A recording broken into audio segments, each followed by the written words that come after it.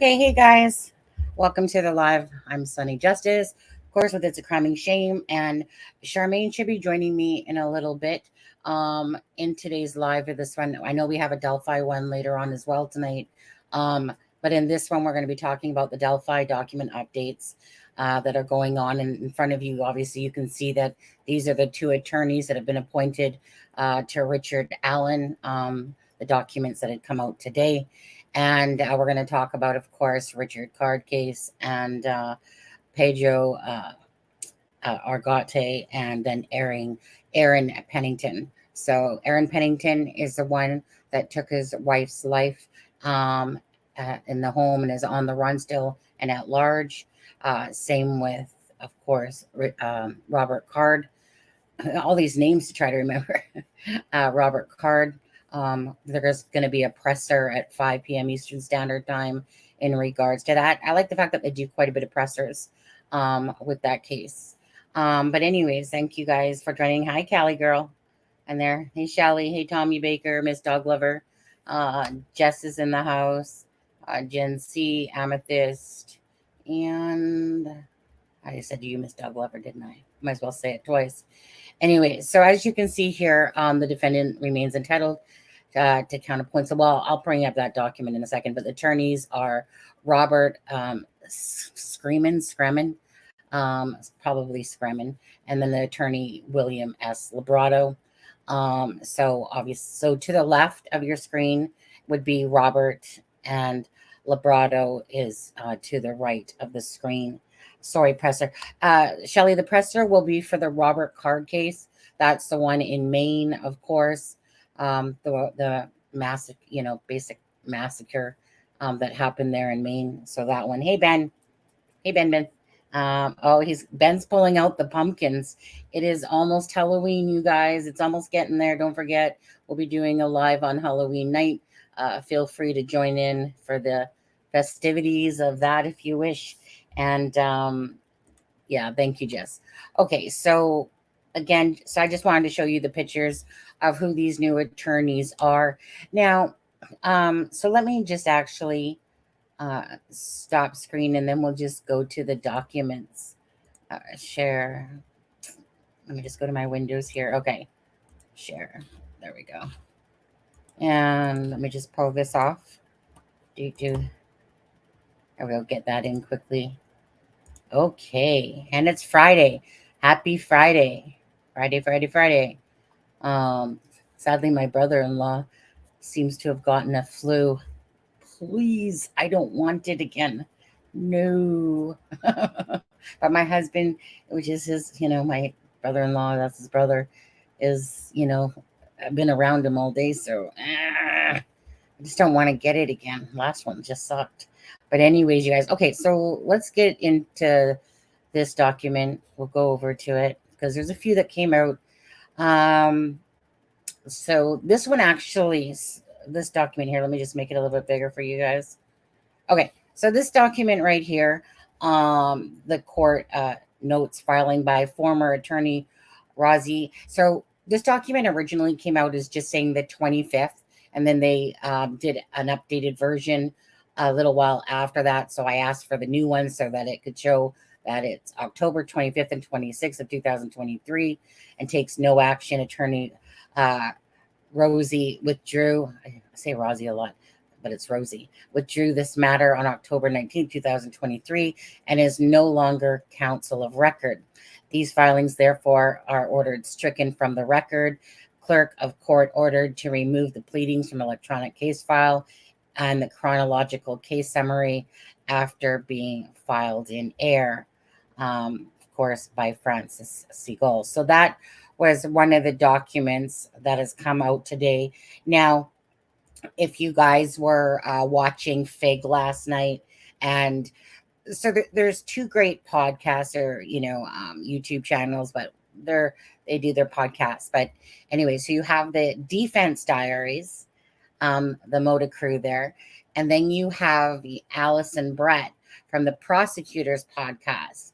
So those channels are very highly recommended to go listen to, as these people are, you have two defense lawyers and then you have two prosecutor lawyers. Now, when Brett and Alice from the Prosecutors podcast were on, they were talking exactly about this. And this was something, like I said, as you're a creator of content and you're following things and you get to learn different things, because I'm not in the law, no clue about the law. So they had mentioned that a possibility was that because that Rosie was, say, no longer acting attorney for Richard Allen, that therefore they said that probably it wouldn't shock them if the document, whatever the filings would be stricken from the record. And that's obviously exactly what happened here. Judge Gall to Rosie, don't forget your ass on the way up. Yeah. The thing is the one thing I'm going to say about this is, at the end of the day, this is all, first of all, very sad. Very, very sad. Oh, at this rate. Right, Jency? But yes. So first and foremost, this is very sad because this really just is about Abby and Libby and the justice for these girls. What's rolling out here, obviously, is, again, I hear my cat meowing. 1 second. I got to call husband to open it. 1 second. Okay, just give me 1 second. I just got to, or else I'll be listening to her, because Montana is daddy's sucky cat. Okay, so I need to let her out. Oh, wait, husband's here. Husband? Yeah. Thank you. Okay. I'm the one that adopted her, but hey, she's a daddy sucky. But anyways, so, I mean, always the easiest word to say is like a circus act, because that's what it feels like. But, I wish I could find a better word than circus act, but it just feels like, whatever. I'll just say circus act for now till I think of a better word.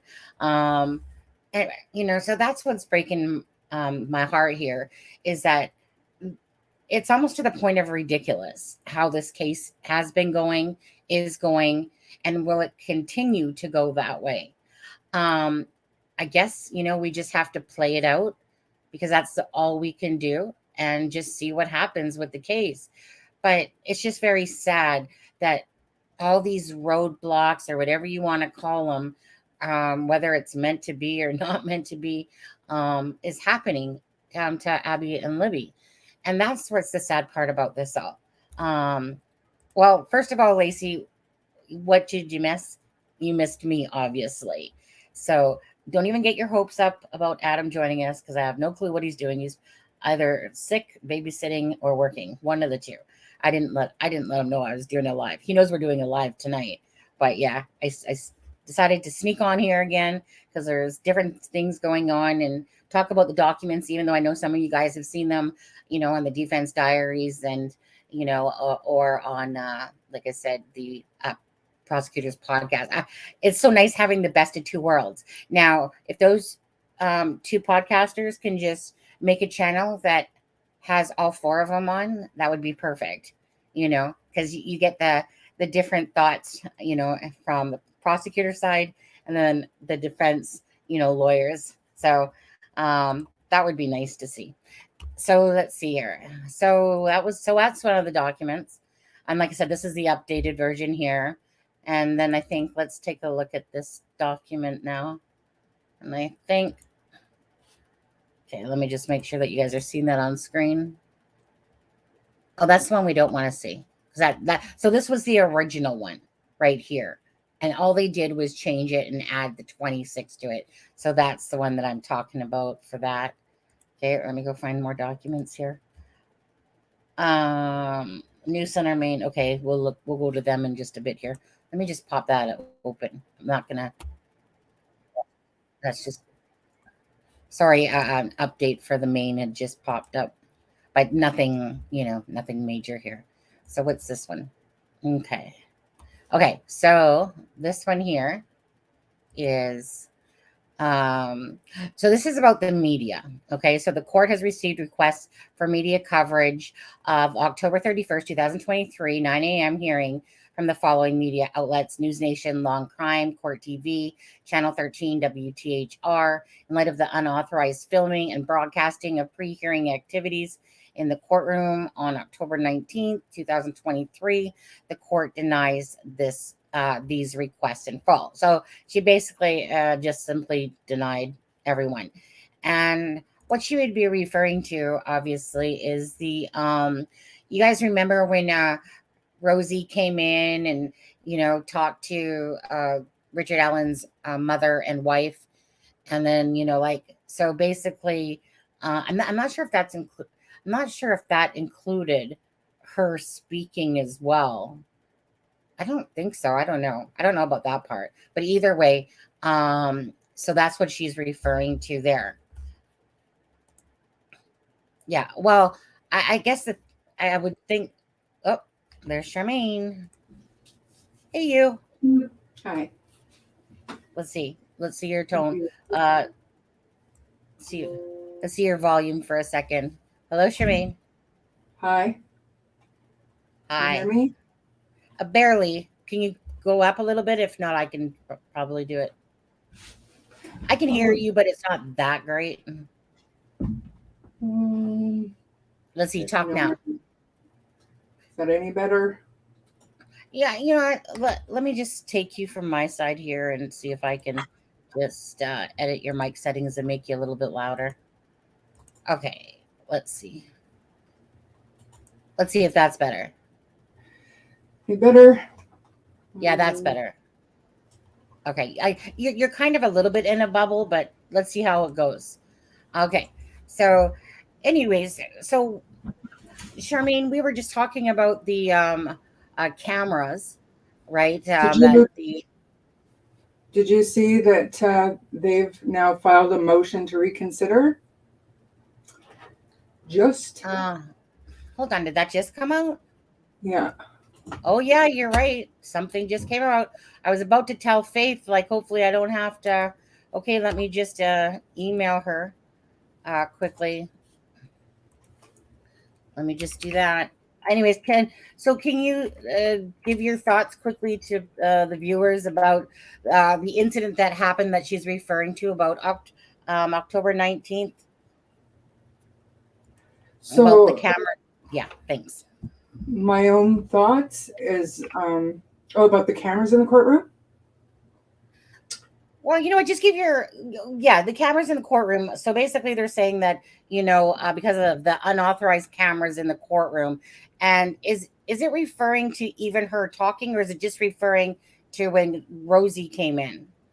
Yeah, it was the pre-hearing filming that she had an issue with. So anything before she said, basically, are we on? Remember that when she first sat down, she said, are we on? And okay, now we're on the record. Anything before that, I think she's taking issue with. So we saw Rosie come in kind of all ticked off from the back room there, and he kind of did a waving motion to Rick Allen's wife and mother, and they all left the courtroom. And that was kind of played on a loop on all the news channels and everything. And I think, I don't know for sure, but that's the only thing I can think of that would be kind of, I guess, inflammatory. Like, it's hard to say. Yeah. That's my thoughts, though. And then I don't know, because you had sent me the still shot. That one reporter had a still shot, and I guess a short video of Baldwin walking past in the hallway behind, in that back door. So that could have also been part of it. But it was anything that happened before she went on the record that apparently they weren't supposed to broadcast. And well, I was going to say, I mean, that was part of it. Like in that, when Rosie came out and then Baldwin went by, so I guess that, which was all part of that same recording. So, criminality. I believe it has to do, right, talking to Kathy. Yeah, it was all part of it.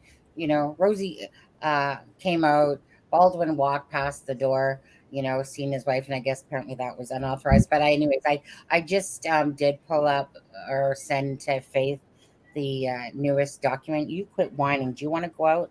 Let me let this cat out. But anyway, so just quickly give your thoughts, whichever thoughts you want to give, as I'm going to let my cat out. Is that the second cat? Bambi's in the house. So I'll be right back. Well, I mean, I don't pretend to know more than anybody else about this case, but I'm firmly in the camp of prove everything to me before I'm going to pick a side. I'm not saying let's free Rick Allen, let's move Rick Allen, nothing like that. I'm not on board with any of that. But what I am on board with is justice for Libby and Abby. And the only way that we're going to get there is by making sure that Rick Allen has a fair trial. There's no way around it. I really don't know what else to say about all of this stuff that's going on with the defense right now. During that hearing, Rosie never said that Rosie withdrew. He intended to withdraw. So I'm kind of lost as to where he actually did. If he didn't file after saying that he was going to, like, I don't know the law. I don't know what to say. All I can say is what I've seen, and just like you guys, everything is so secretive in this case. It's hard to have a legitimate opinion, I guess, about what's going on because we don't know anything really. What do you guys think?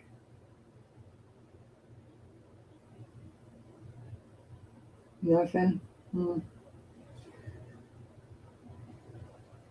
So now this motion to reconsider, who knows, right? I mean, obviously, if Judge Gull is the one that would hear that anyways, chances of it being passed would be slim to none. No, I don't know. Would you disqualify yourself if you thought you were in the right? Probably not, right? So I think she just wants it gone. I think she wants to wipe that slate clean and start fresh. And I don't know. I don't know if it's good or bad, honestly. The way everything is kind of playing out. At this point, my own opinion is that I think they need a completely clean slate. And I'm talking about prosecution, judge, defense, start over. And it's hard because the families deserve better than this. But everything that's going on now is giving almost fuel for an appeal. So if he's not acquitted, which he probably won't be, he could, like, any of this stuff is fodder for appeal down the road. So I don't know, man. It's terrible all the way around. Charmaine, I'm waiting to see. Let's see here. Rosie is Baldwin's lawyer, so Hennessy filed a motion to reconsider. So reconsider all the filings that have been stricken from the record as of this morning, which is another thing too. And I don't know the law, especially in Indiana or the United States in general, or Indiana specifically. But so like I said before, if he was intending to withdraw but never actually did, but she took it on the 19th that both of them withdrew. She didn't file that until yesterday. So why is that? And yesterday when she did file it, is before or after Rosie did his filings? Like, I don't know. And can he do that? Can they do that? Like, does anybody in chat know? Criminality, I know that you're kind of up on things. Like I said, that's what's great about those defense diaries and the prosecutor's podcast. As they're going over the documents and stuff like that, or the news and stuff like that, to understand it better, because it is confusing to anyone. Most people are not in the law and understand the documents. So what I see here was that, like, do you have that? I'm still waiting for Faith, but it's getting closing time there in Indiana.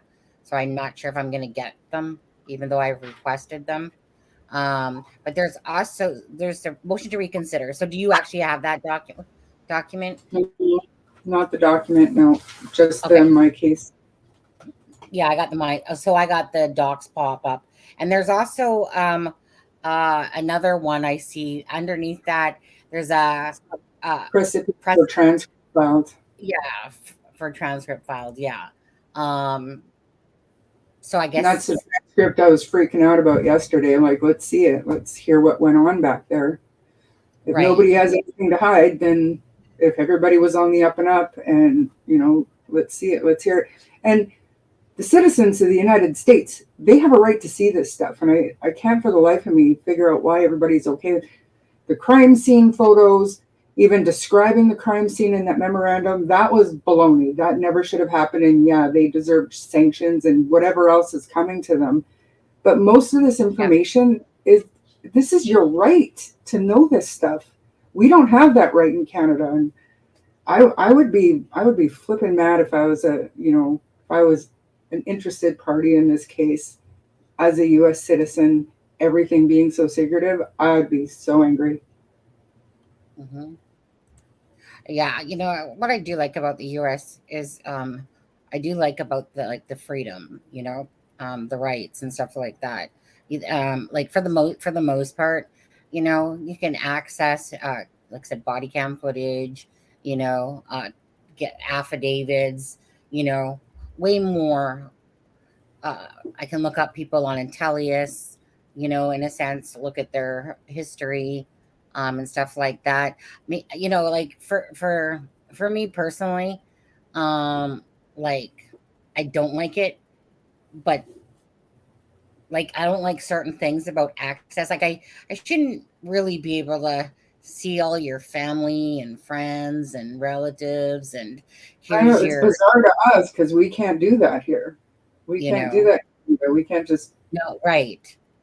And Shelley, I'm not saying that I think that crime scene photos being leaked isn't a big deal. It is a huge deal. It's a huge problem. I was telling Sunny yesterday, I came across just that color drawing of the girls, and like it brought me to tears. I couldn't believe that somebody would do that.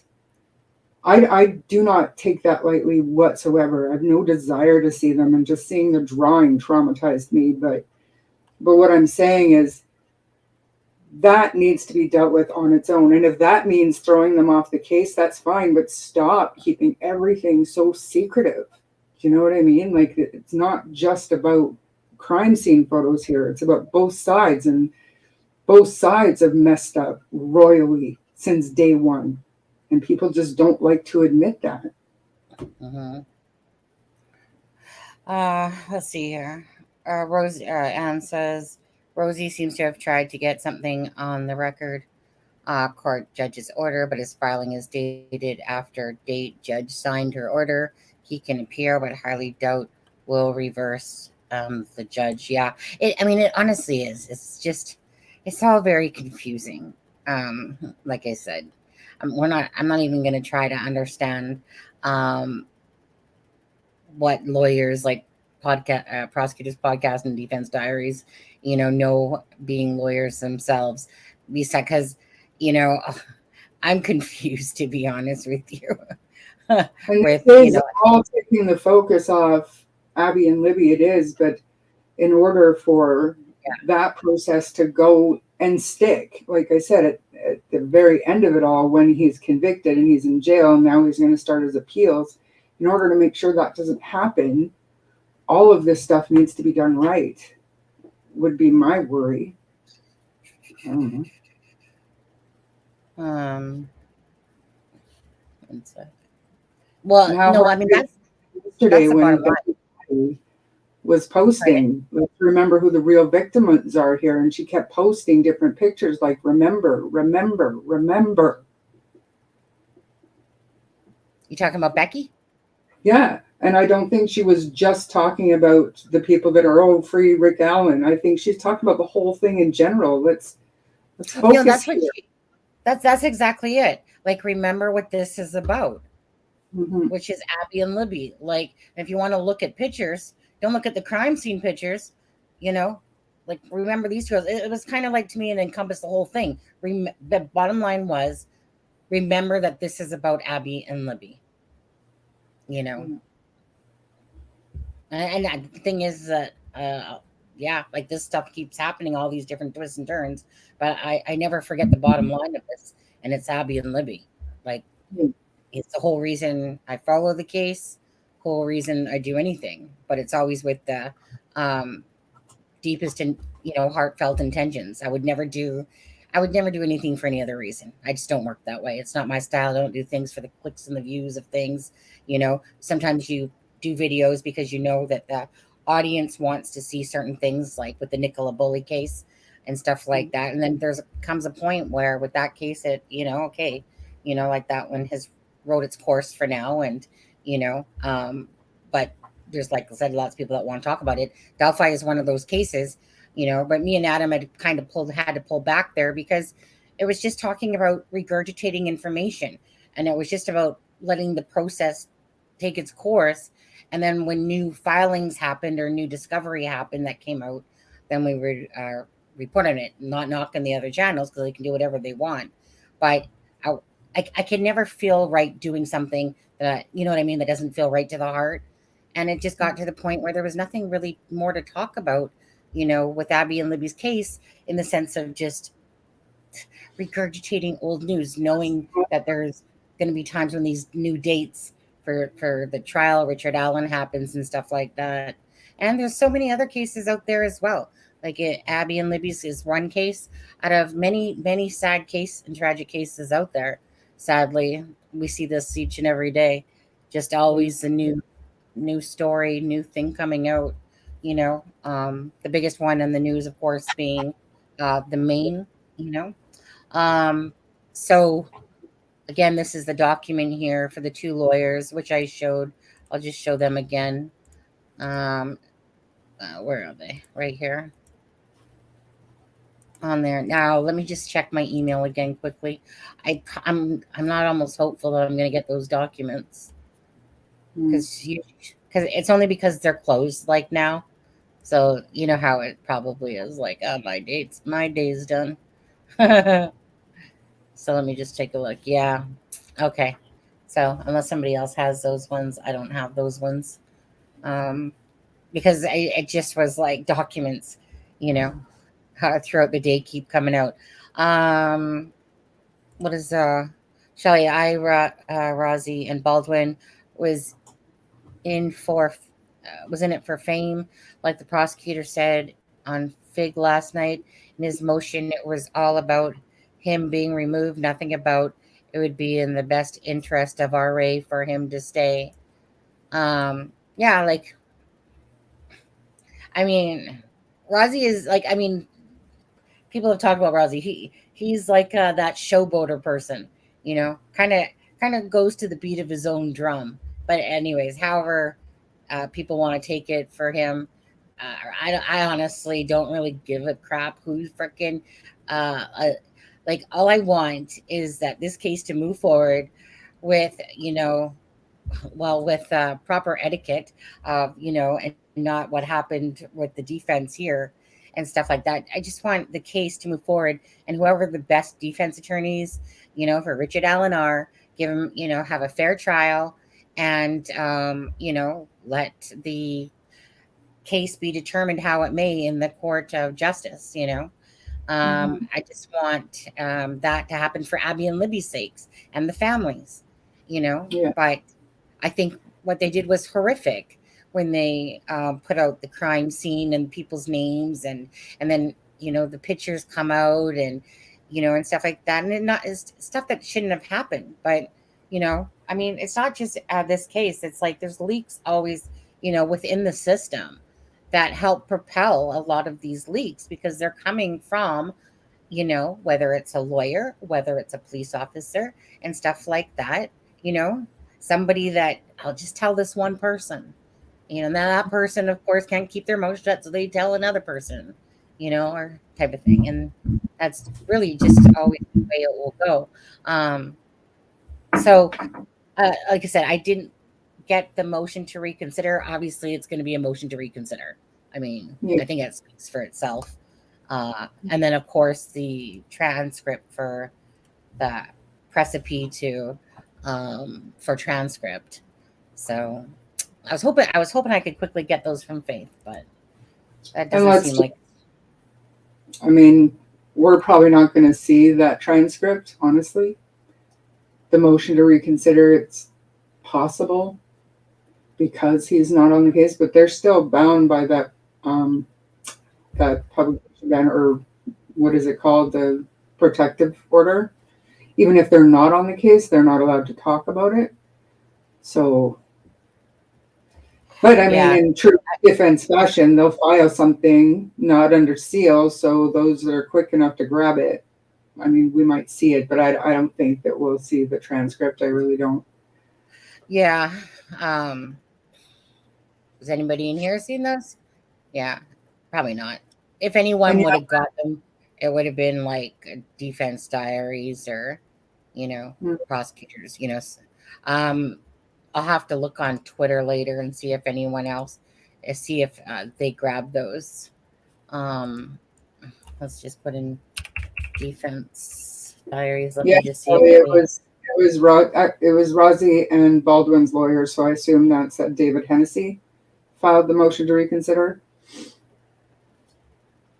And I did see the one lawyer is friends, quote unquote, with Judge Gull on Facebook. I don't know how legit that is. Anybody can have a Facebook, but they are from the same county. And the other one, the other one was suspended. Sonny, was it? He was suspended. Well, I hadn't looked that up myself. Somebody in our group chat said, and if I'm going to pick anybody, it's probably going to be that Librado guy but I don't want to say for sure. Someone said that he was reinstated from a suspension. I think it was Ivy in our chat that was talking about that. So Ivy, if you're in here now, then maybe you can give a little bit more insight on that. I didn't see anything like, okay, on the one gentleman, Robert Screamin, he has the most personal details that I can see, like just by Intellius. So he works for Allen County's prosecutor's office. He's the deputy prosecutor. Okay. So let's see here. Well, no, sorry. He worked for there perhaps, because I see that his latest one is showing as law office of Robert Scremin, attorney. So, and then underneath that, it says Allen County Prosecutor's Office, Deputy Prosecutor. Then he also worked for Marion County Prosecutor's Office as well. He worked for the Florida Coalition Against Domestic Violence, Injunction for Protection Attorney. So, I mean, Crystal, whatever that last name is, outlaw, Marion County Prosecutor's Office, again, Joseph E. Howend Warder's law office, and so, he's been an attorney for quite a long time, it seems. I don't know. I'm seeing 2005, but it could possibly be longer than that, of course. I'm just seeing that as the last date. Now, as for the other guy, Librado there, I'm not really seeing, like, they're not showing his work history here. So I really can't tell you much about him. All I see is that he has a speeding ticket at some point in 2017.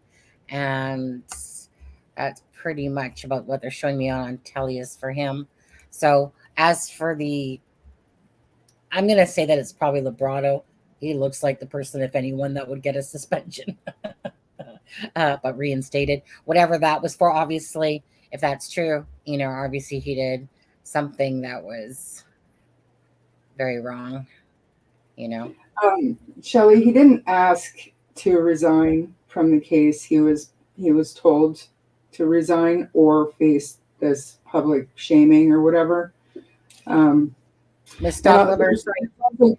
two ways One sec. to let. Sorry. One sec, Charmaine, please. Miss Dogliver, the presser is on. Oh, I guess it is. We're gonna have to go to that. Can you send me the link for that, Miss Dogliver? Or is it my 1 second? The presser we have to go to. Let me just go to the main channel here and see if they're live. Yeah, they are. Okay, hold on, guys. Okay, we're gonna have to go to that. Presser. I think it's right here.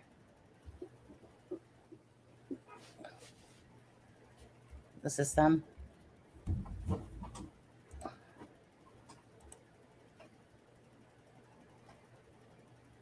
Is it not started yet?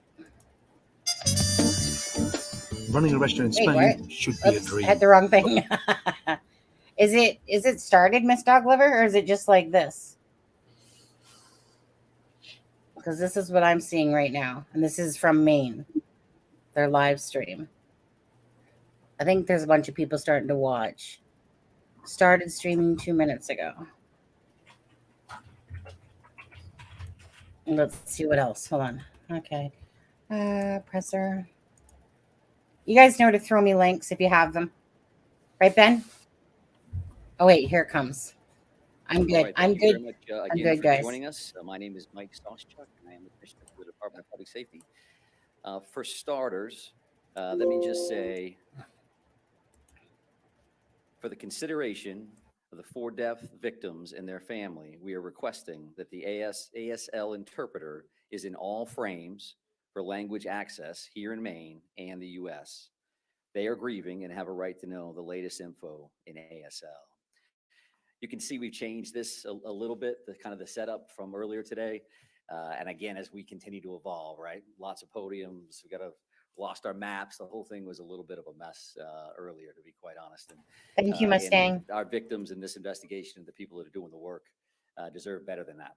So I would also tell you that we're kind of looking for a larger venue as well. The chains here and everything else seems to work.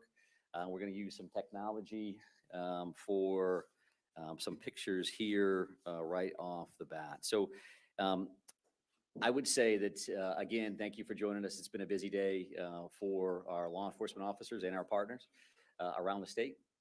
I'm going to give some updates from what we found, but the real primary reason I wanted to bring you I wanted to really identify the victims and show their pictures. We won't get into family backgrounds and their lineage at all, but we do want to show those pictures, give ages. I would say that the families didn't want hometowns listed. They do certainly deserve and want some privacy around these issues, which makes complete sense.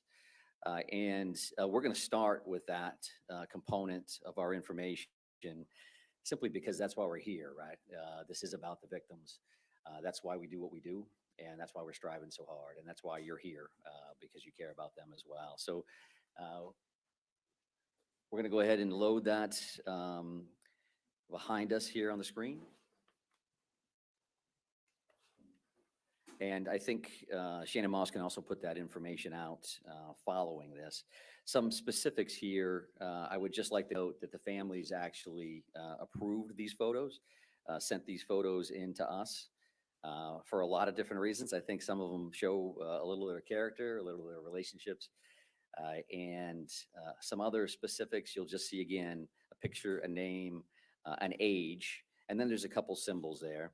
And we wanted to be specific enough to what location they ultimately lost their lives at.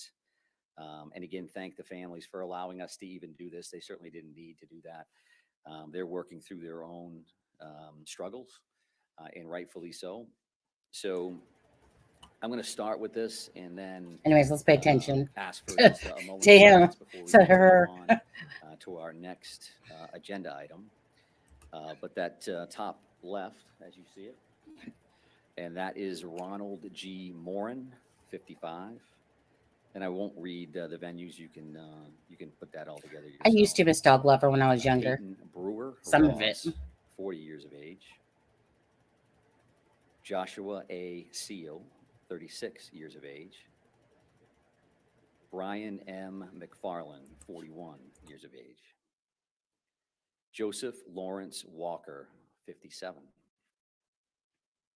Arthur Fred Stewart, 42. Max A. Hathaway, 35. Stephen M. Vozella, 45. Thomas Ryan Conrad, 34.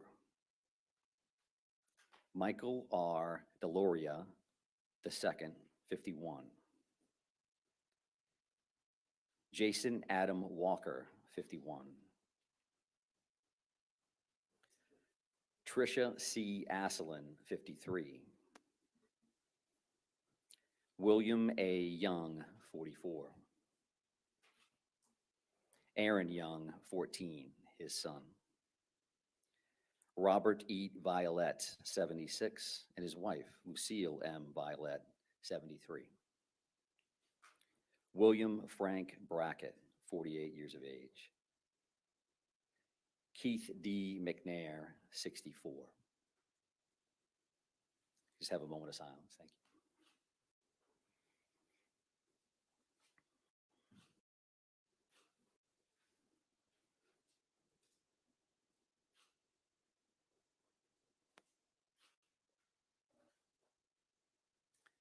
Thank you for that. Truly, truly appreciate it. And we do, again, appreciate that to the family. They did give us those photos. I did not, however, have any of the family members pronounce any of those last names. So certainly no disrespect intended if in any way screwed up the pronunciation. So to move on, I would also like to address numbers of the victims that I confirmed earlier today with the number 8. And I will tell you that's miscommunication on my part. I was wrong. In talking to our detectives, we had a list for people that had been identified and family members that had been notified. There's also a separate list that involved family advocacy and whether or not they had been plugged into that. So the reality here is that all 18 of those victims, everybody that we listed here today, everybody has been identified and their families have been notified. So we were in contact with them. I would expect some more information later tonight, and I'll definitely talk about it tomorrow morning at 10, reference to Family Information Center, a new location, and some material around that, exactly what services will be available at that particular time. But I definitely wanted to make sure that I correct that mistake from earlier. So several other updates from this morning's briefing. I know that Shannon has sent along the aerial maps that we showed or tried to show here on the board. So you have received those. I also think that we had, and Shannon has corrected this as well, but the Pejubscot boat ramp, the proper name there was the Paper Mills Trail and Miller Park Boat Launch. The address was correct at 501 Lisbon Street. Pejubscot is a little bit further down the river, apparently, and we certainly like and appreciate everybody working with us to make sure that we had the proper location, the proper terminology for that. And other additional updates, the boat launch search of the river, the Androscoggin, they're still out there right now, and they'll be there as long as they can based on the light. And as we mentioned earlier, we're talking about sonars and grid searches and things of that nature. That's time intensive. It's taken them a while to work through there. They want to make sure they do it right. So we're not going to finish that search this evening. I would be surprised if you ever saw divers in the water overall. But tomorrow we'll have additional dive resources available to us from out of state, as well as some additional in-state teams. So again, we'll discuss that a little bit at 10 o'clock tomorrow, but no surprises. We expect that to go over, and that we'll have some assets there tomorrow. They did a bunch of flyovers this morning, as I mentioned. They did the sonar searches, some side, some ROV. and we'll be back on that tomorrow. The bar scene itself, they continue to do their on-scene investigation there, as well as at the bowling alley. They did check those wood lines. They may be back in there tomorrow as well, but that is progressing as expected.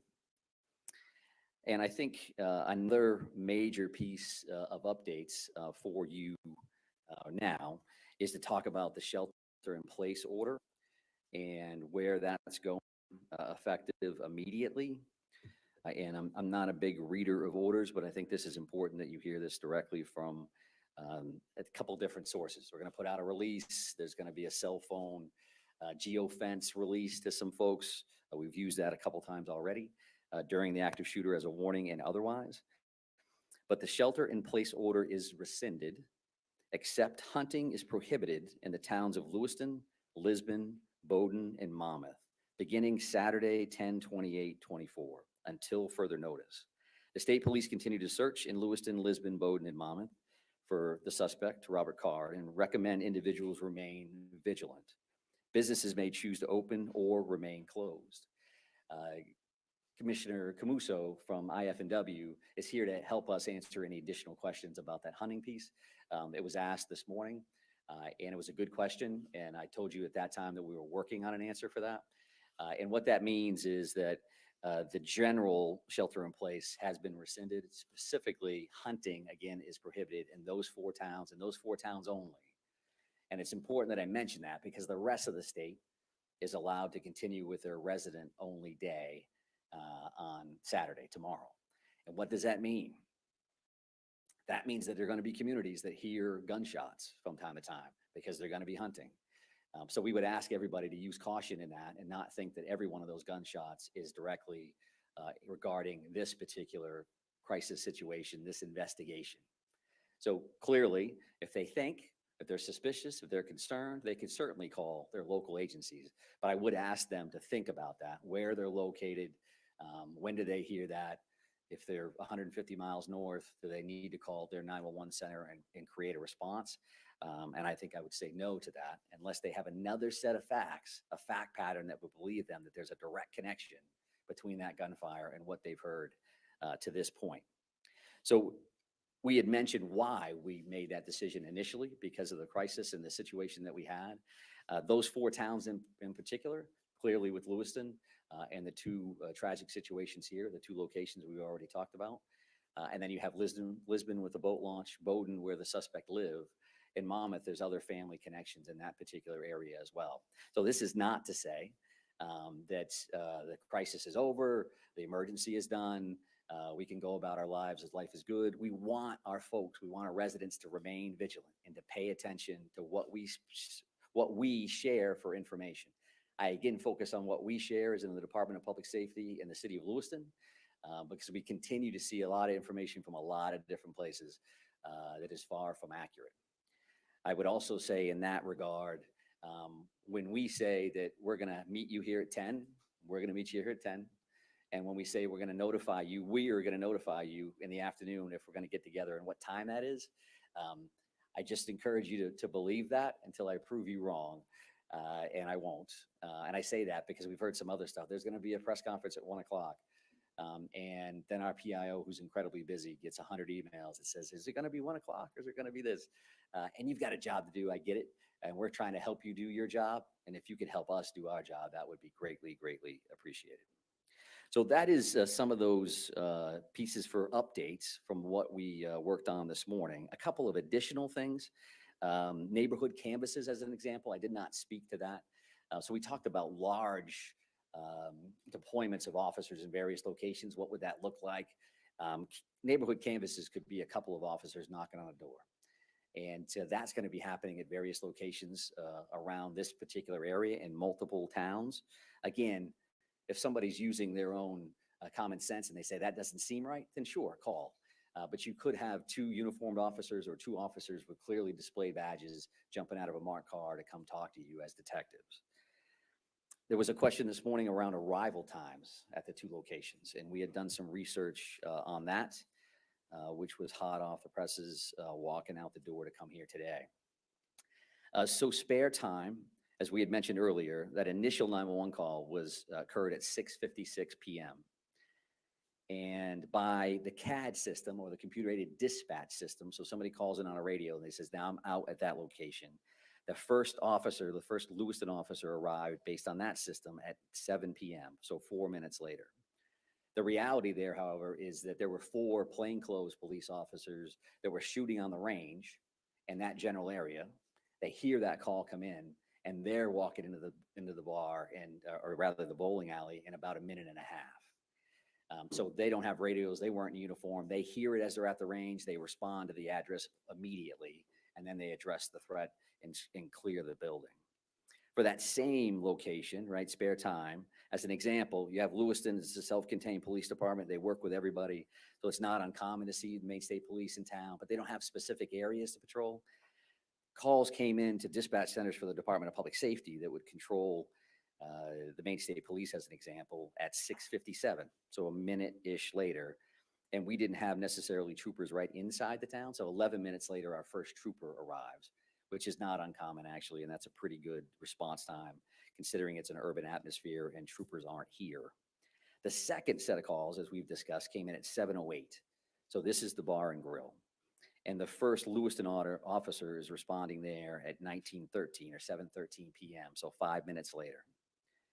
And then really it becomes exponential after that. As an example, should have mentioned this earlier, but spare time, a minute after those initial officers respond, 8 more are there.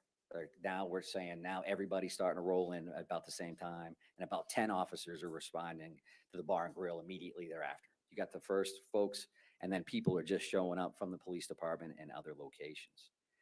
And that particular calls for service for the Maine State Police through Department of Public Safety dispatches, we got that second call at 7:10, about 2 minutes later than the Lewiston Center received it. And we had officers responding and arriving 3 minutes later. So why is that? They're already flying to the first address, and now we got a second call, and now they're diverting to that second call. So it's obviously they're in town, and they're running hard to that location. So those are the arrival times that I was asked about earlier today.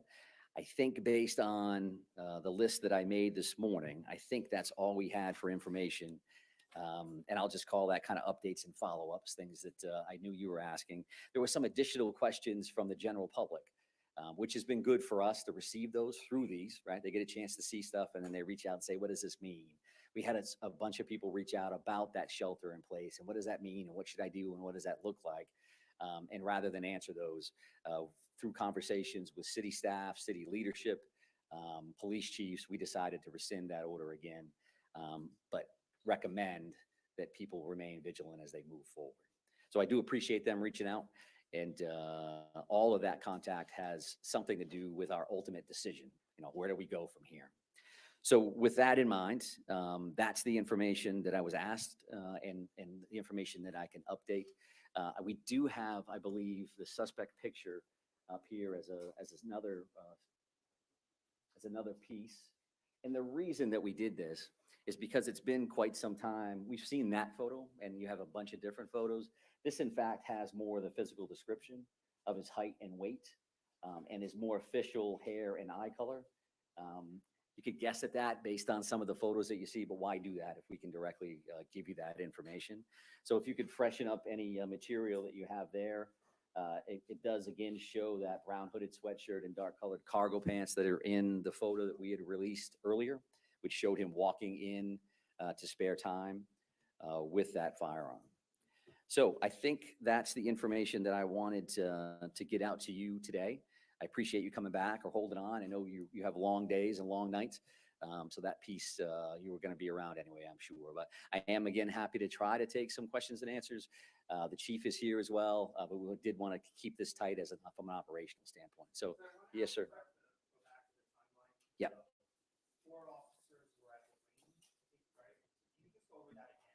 Yeah, sure. So officers are required to qualify a certain number of times a year, right? So in this particular instance, the officers are in plain clothes. They're shooting at a range right around the corner. The call comes in, they hear that, and they're going to respond, which just speaks to when these things happen, everybody's going. You could be a detective, the chief's bailing out of the station, you could be wherever, everybody goes. So being Lewiston officers, they go, we know where that is. Everybody gets in the car and they immediately go to spare time to help in any way they can, not knowing that in fact they're going to be the closest there and the first out. So that cuts almost 2.5 minutes off the original or the initial uniform police officer's response. And that's not uncommon from a police standpoint. Sometimes you got months where you're thinking, well, I'm right around the corner when all this stuff happens. And sometimes I'm on the other side of the city when other stuff happens. We're very, very lucky that the officers were that close, because I think you save lives with time responses. And in an urban atmosphere, depending on where everybody is and how busy the night is, that response could have been much longer than that. Yes, sir. Have there been any credible sightings of the suspect by either law enforcement or the public since the shooting took place? Yeah, so we have, again, 530 plus tips and leads that have come in. Some of those have been sightings, some of those have been, and I would say as simple as, but hey, I've got a vacant house that's in this location. I own a barn that I'm afraid to go to. There's something over here that concerns me. So those things run the gamut. And I'm also going to use that opportunity to the FBI supervisory agent in charge, Jody Cohen, who has been with us during these press conferences. We gave that digital video information out this morning. There's already well over 100 entries in that system. So that means you're putting that information out and the general public is grabbing hold of that, wanting to be involved and sending that information in. So I thank you for that. And we certainly thank the FBI for their assistance with that kind of material. So we've got all kinds of, if somebody may say, somebody. Has law enforcement seen him in the last 2 days? We have not. Law enforcement has not seen him in the last 2 days. But again, in that stack of that 500 plus, you may have somebody that says, hey, we see somebody that looks like that. So we have not, but go ahead, ma'am.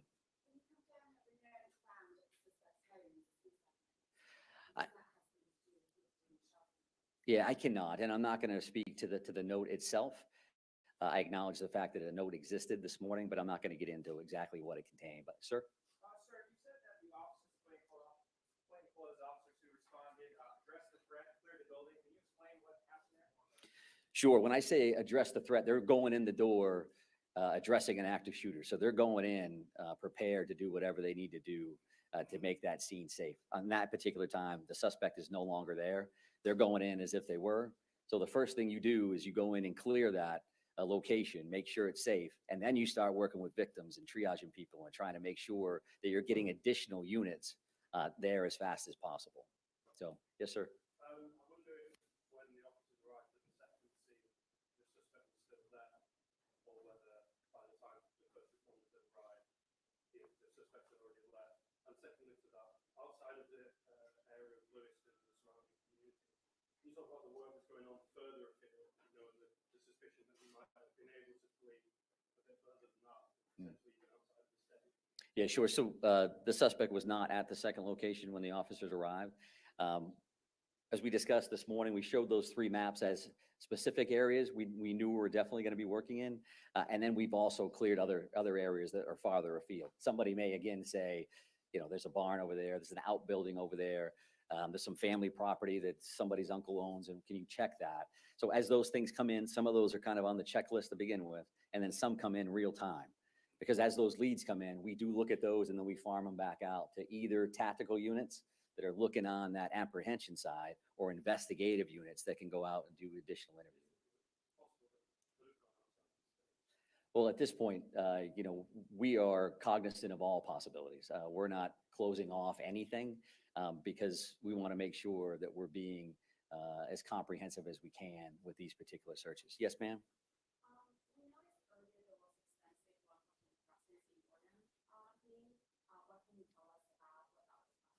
In what town?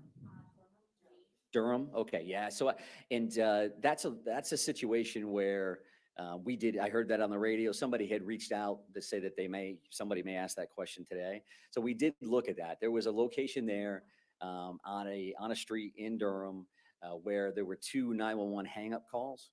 911 hang-up calls happen on a regular basis, depending on where they are. You may go, okay, wait a second. And then we had a second call. And then there was a sheriff's deputy that responded to the scene and then ultimately did not answer their radio, right? So you go 911 hang up, 911 hang up. Okay, wait a second. The officer that responded is not talking. That could be for a lot of different reasons. Again, based on the circumstances, we're certainly concerned about something like that. So officers did respond, make sure that he was safe, the scene was safe, and they moved on. So there was no direct connection to the suspect in this scenario, at least in today's call for service. Yes, sir. Have you at this point secured or gone to all the residents, every place that where he had lived previously? Have you gone to each one of those homes? And additionally, at this point, have you executed all available search warrants at the houses, at his Yep. car? Yeah, it sucks when you can't hear the question. I hate it when they do that. Like, put a mic there when they do stuff like There's this. still a lot of work to be done around the search warrant side of the house, just based on workload alone. I don't know, however, have we searched every house that he's had over the last amount of time? Certainly the ones that most recent. There's a Bowdoin connection, which caused a bit of a stir last night. That was a location we were concerned about. Our reality from homicide investigation, as an example, 10 years ago, 15 years ago, you may have done 1 or 2 search warrants. Based on electronic devices and everything else, you could do up to 30 search warrants on one. So this kind of situation, clearly there's going to be a lot of affidavits, a lot of work to be done around that. So we're working with the U.S. Attorney's Office, the Attorney General's Office. Federal entities are assisting with these warrants. That's an all hands on deck. You just never know, I'm going to open this device and that's going to be the one, right? So we farmed that out to make sure we're making as much progress as possible. And I'm sorry for waiting. Go ahead.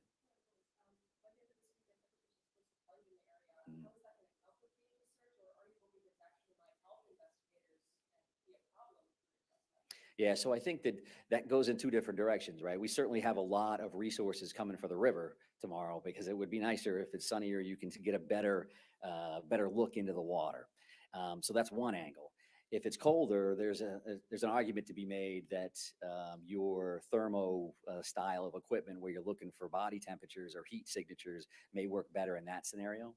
So it does definitely vary. If it's cold for the suspect, it's certainly cold for our officers as well, and all those different things.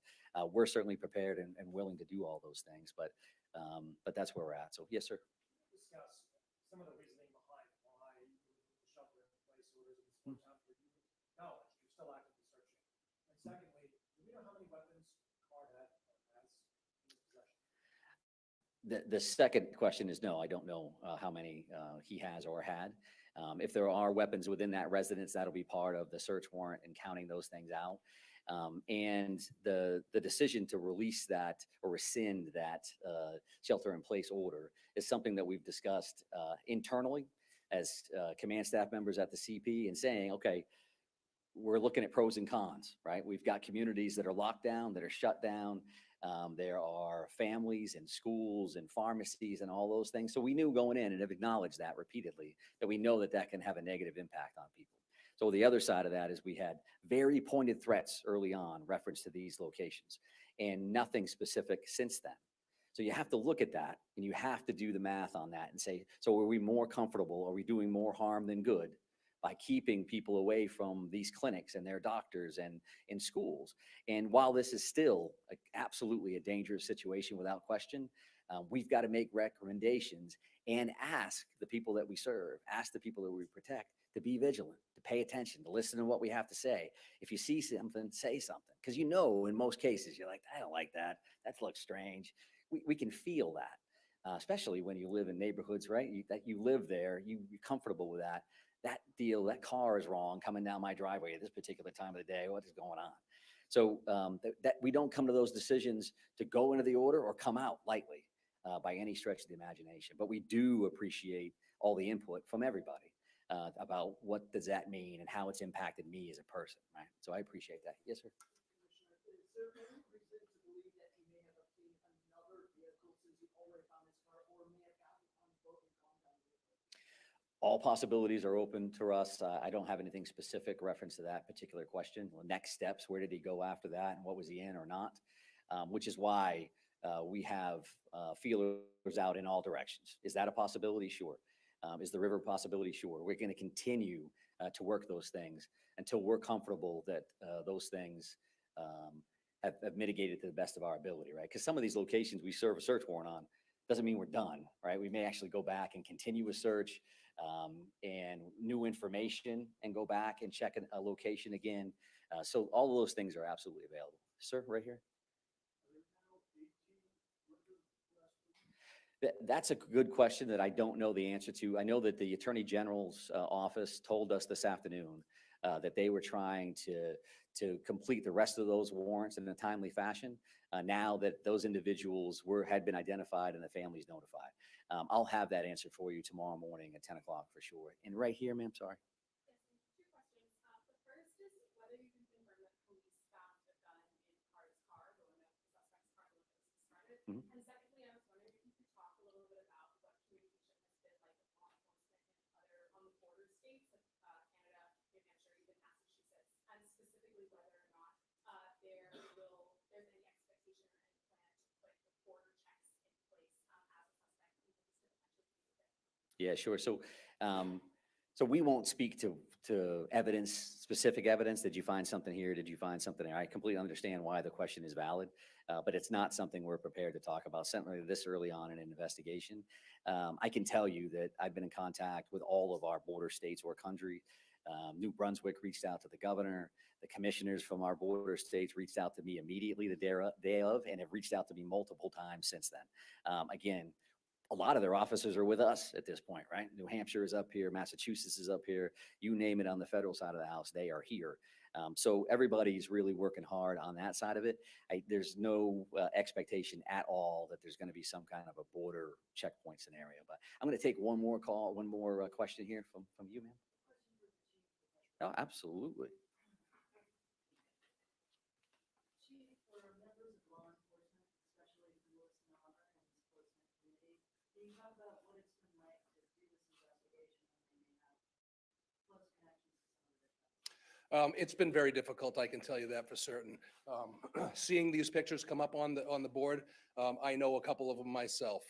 There are many law enforcement officials that I know some of these victims, and it's certainly very challenging. Try to go into a situation very objectively and, do a very thorough job knowing that you know this person that it's affected, or, a family member or a friend. Very difficult. I can tell you that all of the police officers I know from the area remain very professional at all times. And we press on and we get the job done.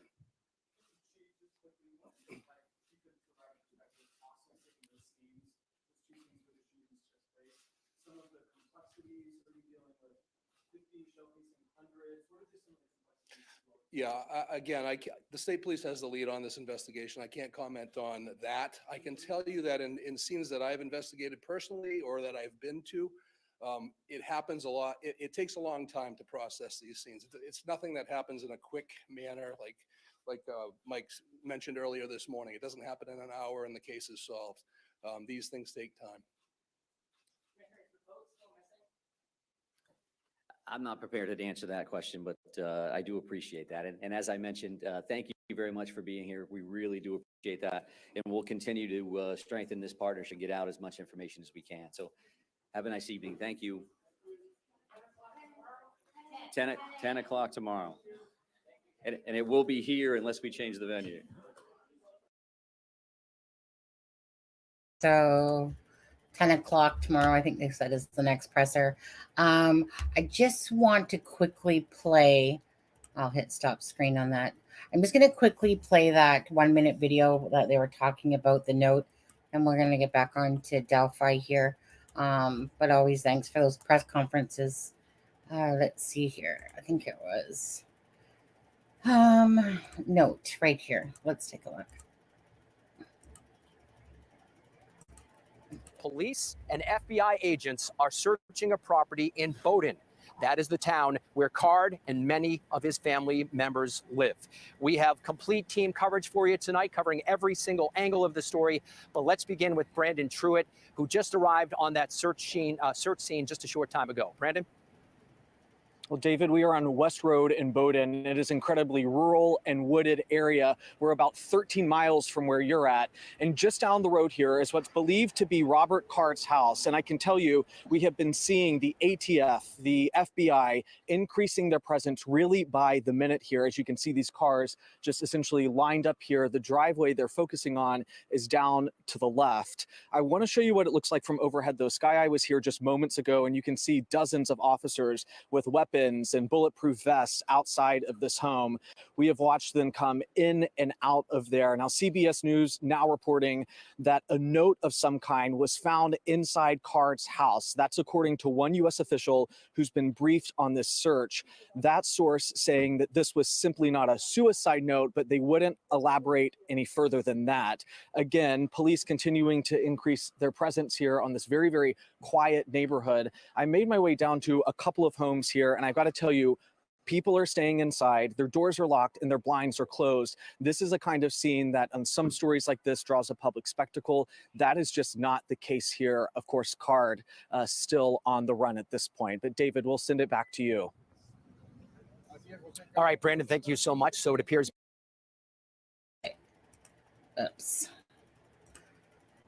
Okay, so let me just make sure that that one's stopped. Okay, good. Okay, so just quickly for that as well, the poll said Robert Card alive or dead, and 25% say alive, 50% say dead, and then no clue for 25%. So, Charmaine, just quickly, what's your thoughts? Just quickly on the live or dead. Do you think that they're looking for basically his body at this point? Any clue? Honestly, I do. I hope he's dead, but and I have a strong. I don't know. I do. I hope he went ahead and offed himself, because what a monster. But yeah, then again, with his car found near that boat launch, and you were talking about a Sea-Doo or whatever, I think he might have went for a swim and never came out. Yeah. You know what? It's weird though that they surrounded that house yesterday, and it was such a big ordeal and yelling, "We know you're in there, come out," and all that, and nothing. That was. Yeah. Oh, hold on a second. It's like 1 minute I'm hearing you fine and loud. 1 second. Actually, I gotta turn my own volume down, and then I'll go back to yours again. Edit mic settings. Let's see. Just say something for a sec, Charmaine, just to check your volume again. Just say something for a sec. Okay. Let me go back. Yeah. I'll put it there and see. Okay. So yeah. It's just that I was trying to use the booster, and then it was like, don't give me that crap about 600%. It's not even whatever. And I was all of a sudden, when we came back and you were talking, like your voice was like boom right in my ear. And so I was like turning it down, and I'm like, well, now it's too low. And I'm like, So anyways, if you probably noticed as well, Charmaine, that again, another document or appearance notice was filed as well now by Richard Allen's attorney. So those would probably be, the new attorneys, I'm sure, that have been. Richard Allen's attorney filed that? Yes. Yeah. Just to quickly here, I'll show you. Where's docs pop here? Case files. Yeah. So again, you guys, these are all the documents that have been coming out throughout the day of the 27th here. This is the long one about this case generated substantial public interest and media attention in light of this case and the court's own motion to ensure the integrity of the proceedings, to protect the defendant's constitutional rights for due process, to ensure the safety of the parties and public, and to permit access to the criminal proceedings. The court sets forth the following rules and guidelines. Okay. So it's kind of like your typical thing that they say about cell phones and stuff like that. let's see. Was there anything that you noticed that was different on here than typical ones, like all bags? The first row is behind, separating the well. Just what I mentioned to you, I don't remember seeing that part about you're not allowed to leave until security allows you to leave, because I'm quite sure that some people step out of the courtroom to tweet and stuff and then go back in. I mean, I could be totally wrong, because I don't know that I've read one of these for Delphi before, but in other cases, I've seen people leave and then come back in. Right. Yeah. I mean, but for the most part, it's kind of like like I said, the same jargon, Yeah. about what you're typically allowed to do, but with some maybe a few differences in them depending on the state and that. Anyway, so then you had, like I said, all these filings, but this one, the motion to reconsider. Hey, Frank, precipice for transcript filed, and the latest one was appearance filed again. So yeah, just The all these appearance different. file, what does that have to, if it's his new attorneys that filed that, what does that have to do with Rozzy? Nothing, right? No, I think it's just it's probably for the 31st or whatever. It's probably just the, court appearance file. Richard Allen's, what does it say there? Filed by party Richard M. Allen notice of appearance, or maybe it's the appearance of him being there. I don't know. Probably appearance filed. Like, they keep talking about the transport and stuff like that. So I'm not sure exactly. Sunny, do you have the the only one second, Charmaine. Frank, the last documents from right here, I requested them, but it was like 10 minutes to 5:00. So if you happen to have, Frank, the notice motion to reconsider that precipice transcript filed. If you have any of these last three ones, I would appreciate those ones, because I never did get them from Faith. The rest of them I do have.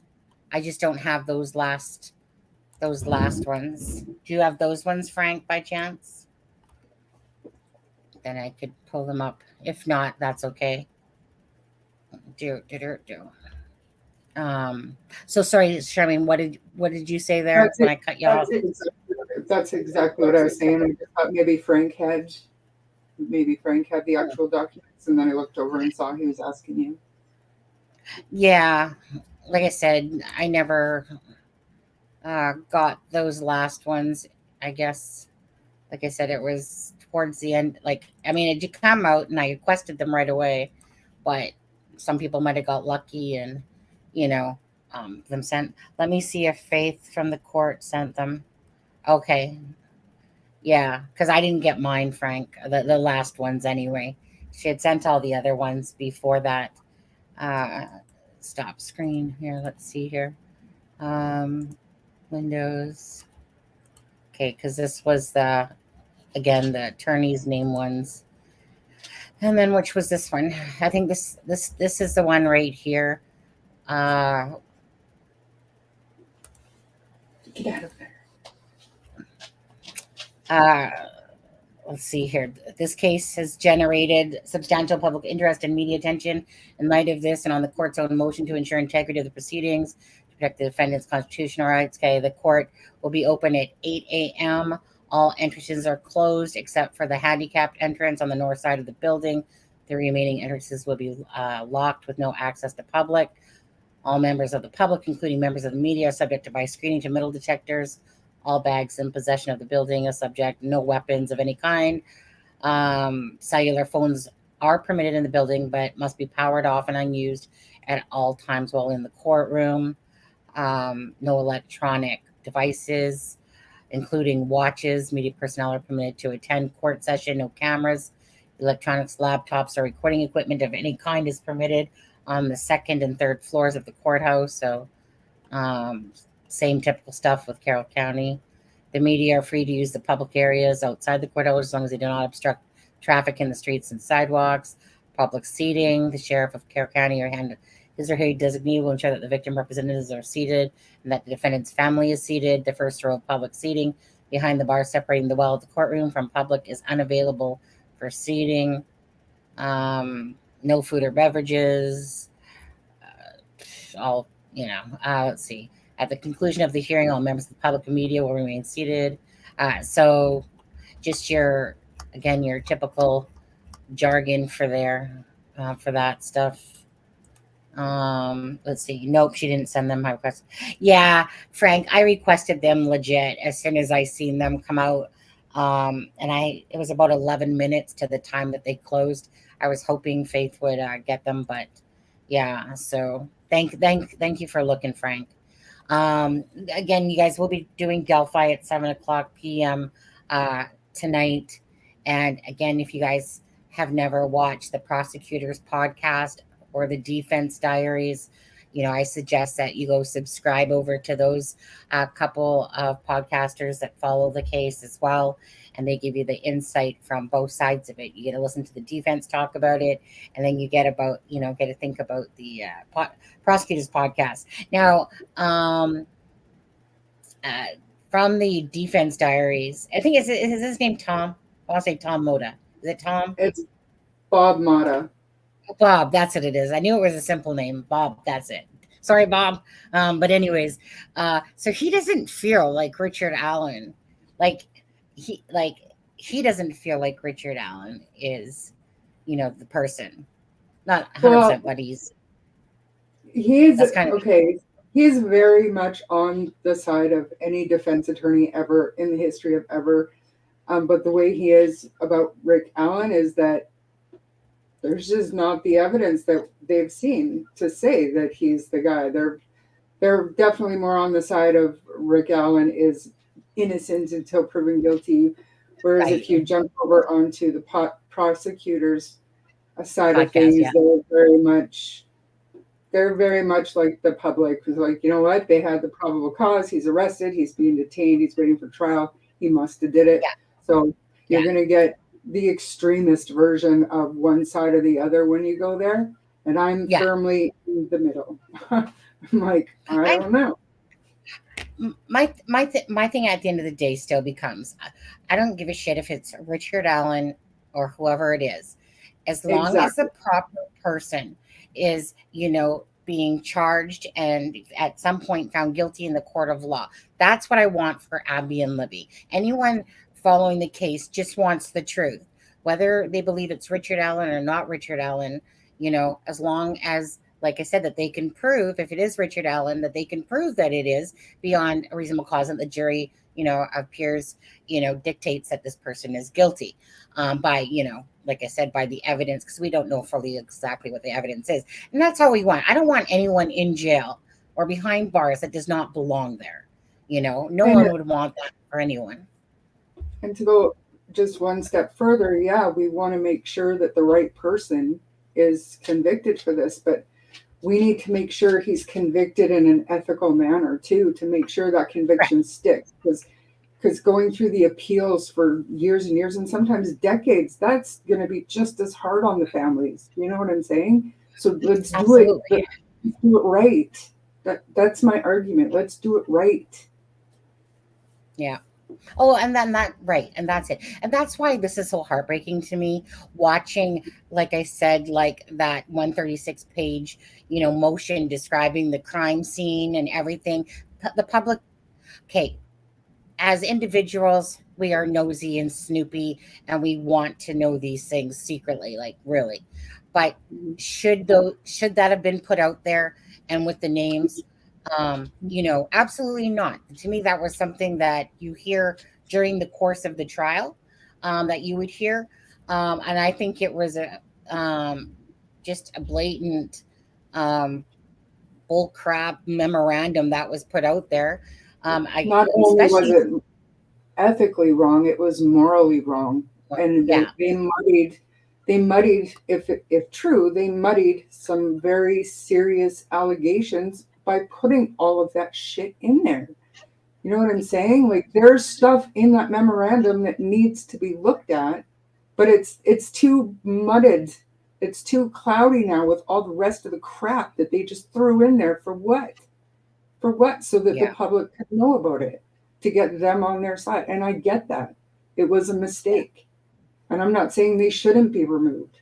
But what I'm saying is he didn't withdraw. He said that he was going to withdraw. He never withdrew. That's what I had said. That's what I had said, because that's what I remember, that he said he was going to withdraw. And he never filed that paperwork. He didn't file it. And now, according to the prosecutor's podcast or whatever, they say that if you are going to change your mind after saying something like that to the judge in chambers, then you're supposed to call the court and let them know. And we don't know if he did or not. Let's be honest. We don't know. But even if he didn't, and he filed to stay on the case yesterday, and then she filed striking everything from the record. Yeah, I mean, it's a little fishy, and you can't get me off of that mountain. I'm sorry. You just can't. It's a little fishy. I was gonna say, being definitely or not knowing the laws exactly, and relying on podcasters that like lawyers to kind of like help me understand what's going on here, because right now, like, my brain is kind of confused because I don't know the laws of this filing of 10 days. Someone said like I remember somebody to the defense diary said something about it was okay. So what I'm talking about there is that part where was something about 10 days to file, like according to the Indiana law, 10 days, I have to look what it said again. Yeah, exactly. That's exactly what needs to happen. I mean, they need to see at least the transcript. At least the transcript. You, as American citizens, have the right to see that, in my opinion, as far as I know. And I believe that we're talking about the transcript to the audio, right? That happened in the courtroom, like in the judge's chambers.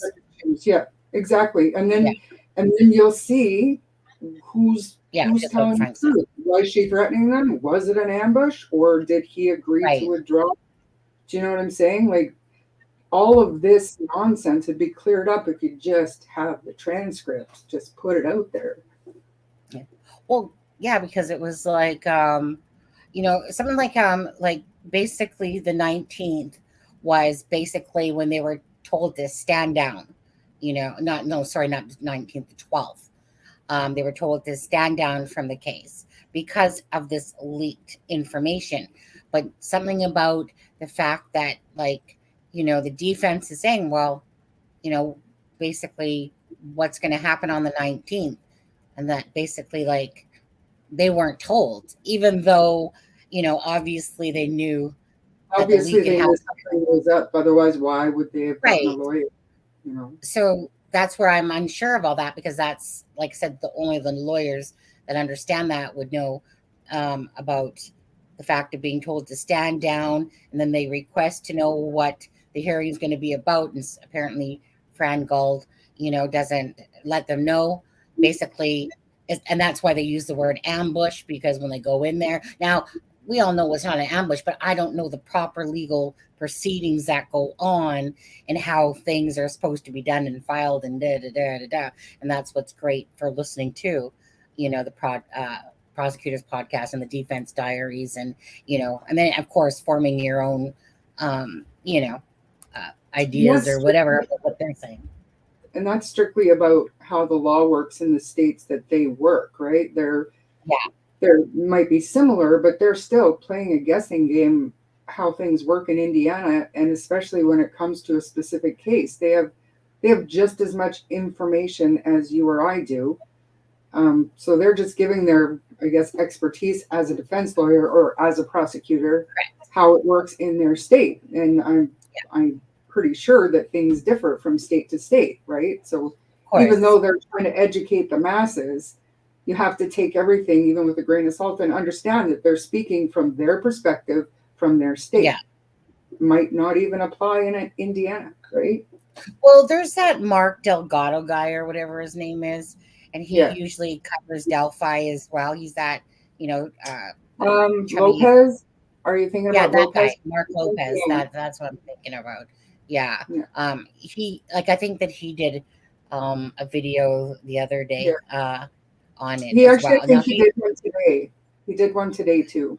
he will do one today as well. Okay. So so what's his name again? Mark Mark Lopez?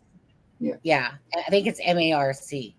Oh no, I maybe like I it can't because remember. he really dumbs it down for people like me. Yeah, he dumps it Like, down. Yeah. he keeps it short and simple, Yeah, it's Mark MARC. Yeah, on there. So and then he is from Indiana. So, Yeah. like I said, I mean, I like to make my little rounds around just to see what like is being said. So I understand it in a sense. But right now at this moment, because the documents are all coming out fast and furious, like today, it's like every time I turn around, there's a new docs plop update to Richard Allen's case, and I'm like, oh, okay, now what's going on? Now what's going on? And that's all it was going on today. Was every time I turned around, another docs pop was coming out. But unfortunately, we didn't get the last ones that came out because it was just before Indiana closing time at Carroll County Court there. So that part sucks, but whatever. I just, like I said, the in my head, what I keep thinking is, how long is this going to be again? Is this going to be another 2, 3, freaking how many years? Like what's like obviously the judge Gall has appointed the 2 new attorneys, and let me just show you that for people that haven't seen their faces again. These guys right here, you got Robert Scremin and attorney William Librato, and like I said, that's who these 2 attorneys are now, and I'm sure it will probably remain that way. Like I don't see it changing, myself.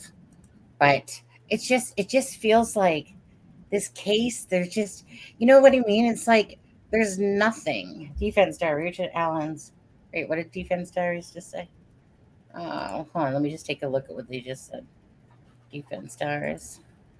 I just want to see. I just saw something pop up there, and I just wanted to see what quickly it said. Come on. Let's see what this one is. Okay, notice. Okay, here you guys. Let me just show you. Here we go. Did he get it? Well, I see it on their thing, so I'm just going to go over to it right now. Can you guys see this? Okay. No, probably not. You know what? Let me just quickly screen grab them, and then I'll bring them up better.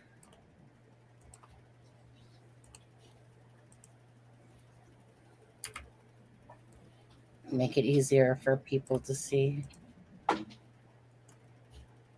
Okay, unless of course, let me just try something quickly first.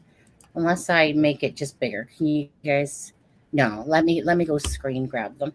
Or I already did, so let me just stop and I'll bring them into here. Just give me a second and I'll bring them, I'll bring them into here so we can read them. Go figure, of course, the lawyers get them. They probably had. I kind of thought he would because he had said the same something about he had somebody who somebody. Yeah, exactly. So let's see. So it says motion to reconsider comes now counsel for Andrew Baldwin and moves the court to reconsider the erroneous order to the clerk of Carroll County, and the removal of appointed counsel without the opportunity to be heard in support, counsel states. On October 26, 2023, the court issued the following order. Clerk of the Carroll Circuit County Court ordered to remove Baldwin and Rosie as attorneys of record in this cause. The county clerk is elected position duly elected by the people of the county. She or he is a member of the executive branch. Here, let me use that too. it looked like it was too blurry for you guys. Not the judicial branch. Part of the clerk's responsibilities is to maintain a complete, accurate record of filings. No judge has the authority to oversee the clerk or order the clerk to alter the records of court filings. A judge may order sealings of filings only if she complies with access to court record rules, which Judge Gall has not. On October 19, 2023, Judge Gall obtained a coerced and involuntary oral motion of Mr. Baldwin. That withdrawal is nullity and invalid as not in compliance with Rules 3.8 and 7.0 of the Indiana Rule of Trial Procedure. Mr. Baldwin has never filed a written motion to withdraw and will not do so. By Operation Trial Rules, he remains counsel of record. And then let me just go to the next one here. Okay, so that says, on the same date, this court obtained in the same manner an oral promise from attorney Rosie to file a motion to withdraw, which he has not done and will not do. The due process clauses of the state and federal constitutions apply to all citizens, not just the accused. The fundamental notion of due process is notice and the opportunity to be heard. There have been no valid motions to withdraw by appointed counsel. There has been no order of disqualification. There is no legitimate basis for disqualification. See motions for recusal to disqualify previously filed and incorporated herein by reference. Upon the filing of the motion for recusal and to disqualify, the court loses the authority and jurisdiction to make rulings and other motions or issues. Let me just scroll up. Orders other a hearing. That sounds weird. Or issues orders other a hearing and ruling on the request to recusal and disqualification. Lewis versus the state in Indiana in 1968. The court orders to remove appointed counsel, leaves the accused without representation, interferes with the attorney's-client relationship, was done outside the presence of the accused, and prejudice his substantial right to the effective representation of counsel. Okay, so, I mean, thank you, Defense Diaries. Whoops, didn't realize, for that. What are you guys all saying over there? Okay, bottom line is it's just like anything, right? This is going to happen. Now, again, for this part of it, for the reconsider, go listen to the Defense Diaries so they can spell it out for you properly what all this means. I mean, obviously, we get the gist of what it means, but it kind of reminds me of Koberger. Well, we're going to go to court because we're going to say that the jury indictment was done wrong and blah, blah, blah. The judge is basically saying, LOL, no changing the course of whatever, no, your indictment still stands, like da-da-da-da-da. So, I mean, again, you have Judge Gall putting, using her whatever the laws are, then these guys coming back saying, no, you weren't allowed to do this. Bottom line is that even if it's not written, I don't know how the law works there, but if on the transcript, if there's a recording, to me, that's still the same thing. If you are on recording, giving a verbal, saying that you're withdrawing or whatever, to me, that transcript, will say it all. Because again, it's kind of like agreements can be oral or written, but if you're literally on a recording saying it, it still counts, but they're saying, well, there was no written motion, but I don't know that part about the law, like exactly, how that, what I mean, works out, like how what the proper motions are that you're supposed to do. But that's where, like I said, Defense Diaries and, podcasts, prosecutors podcast can break that stuff down, or the different lawyers that whoever you watch or whatever. So what do you take out of this? she's just gonna throw it out like she did with the other ones. And from what I understand, the only thing that they can do at that point is take it to, or not even. Um, I struggle to find the point in fighting it if he's already got new attorneys appointed. Apparently, he can go in and be private counsel and work pro bono to refile all of this stuff. But Right. again, if he's got counsel appointed already, then where is he going to fit in? And with new counsel, to me, it's not a bad thing as far as his defense goes. The timing sucks because it's going to be delayed. But if they're worth anything at all, they're going to have to try to ignore everything that this defense team has done to the case and start fresh and read everything for themselves and come up with their own theory or opinions and fight their own battle based on what they perceive the information shows, right? So, and that could take a long time, like a long time. Took this defense team almost a year to come up with this, if you want to call it a defense. I think personally, most people that would be most reasonable people that would be on a jury, would be like, Odinism, I don't know if I quite believe that, because now, unfortunately, most of us know that those weren't ruins at the scene, and Yeah.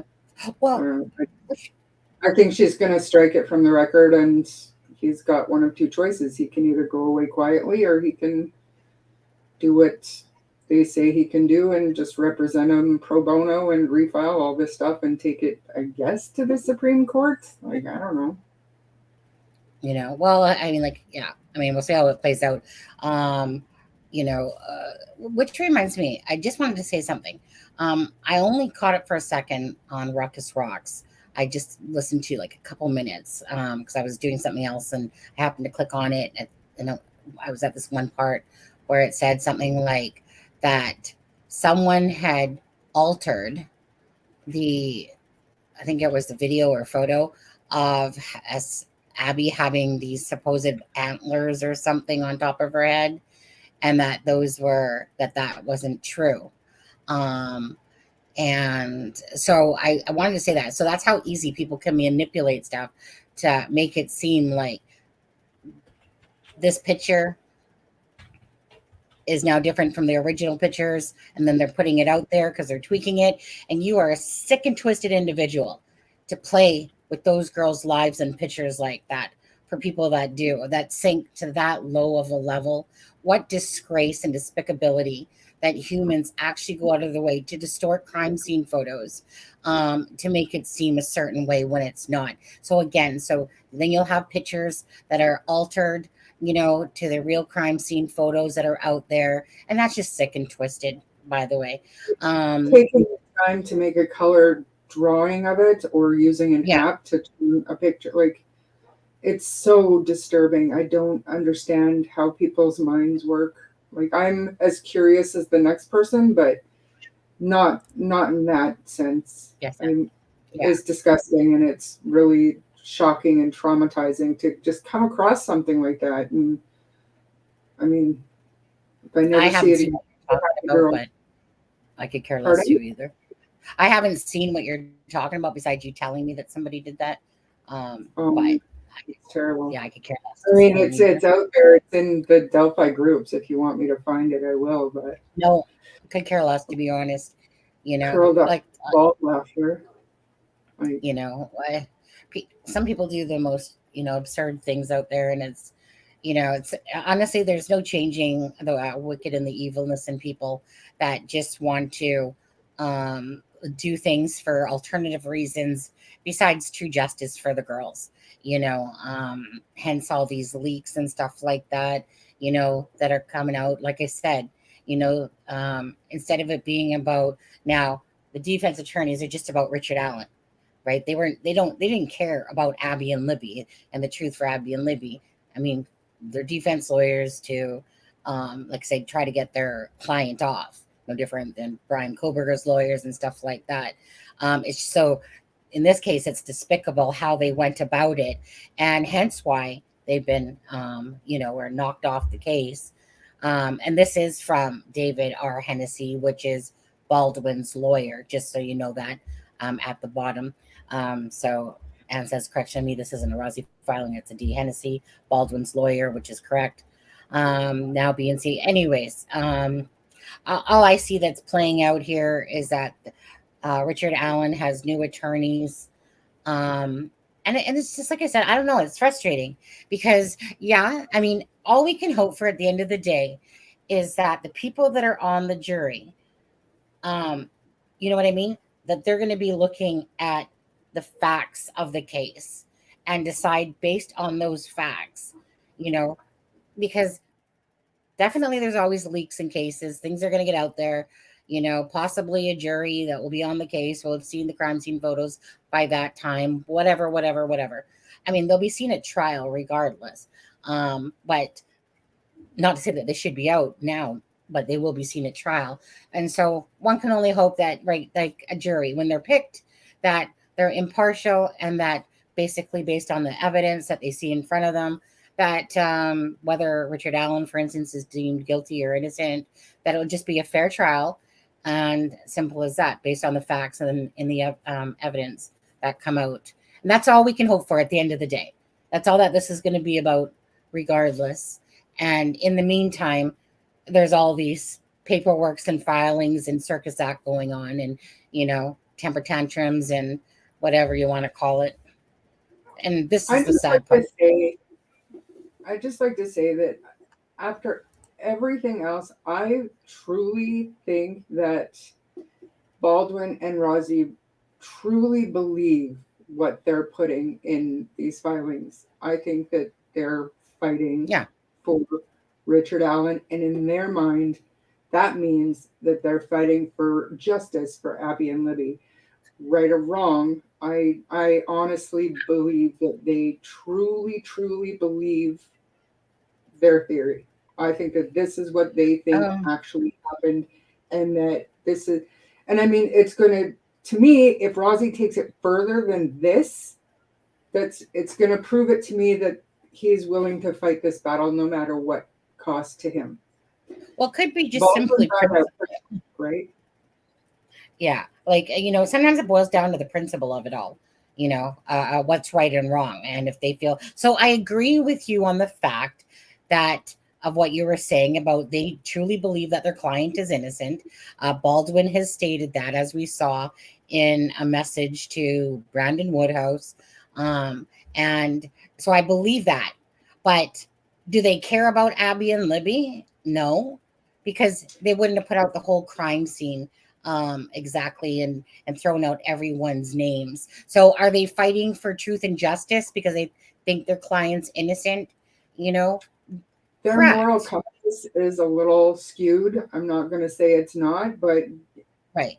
And people are going to hate me. I mean, I'm sorry, but yeah, that in their mind, if they truly believe that this is what happened and those are the guys that did it, and the public opinion is that Rick Allen did it and that bullet is just, the be all end all, you guys need to see this stuff.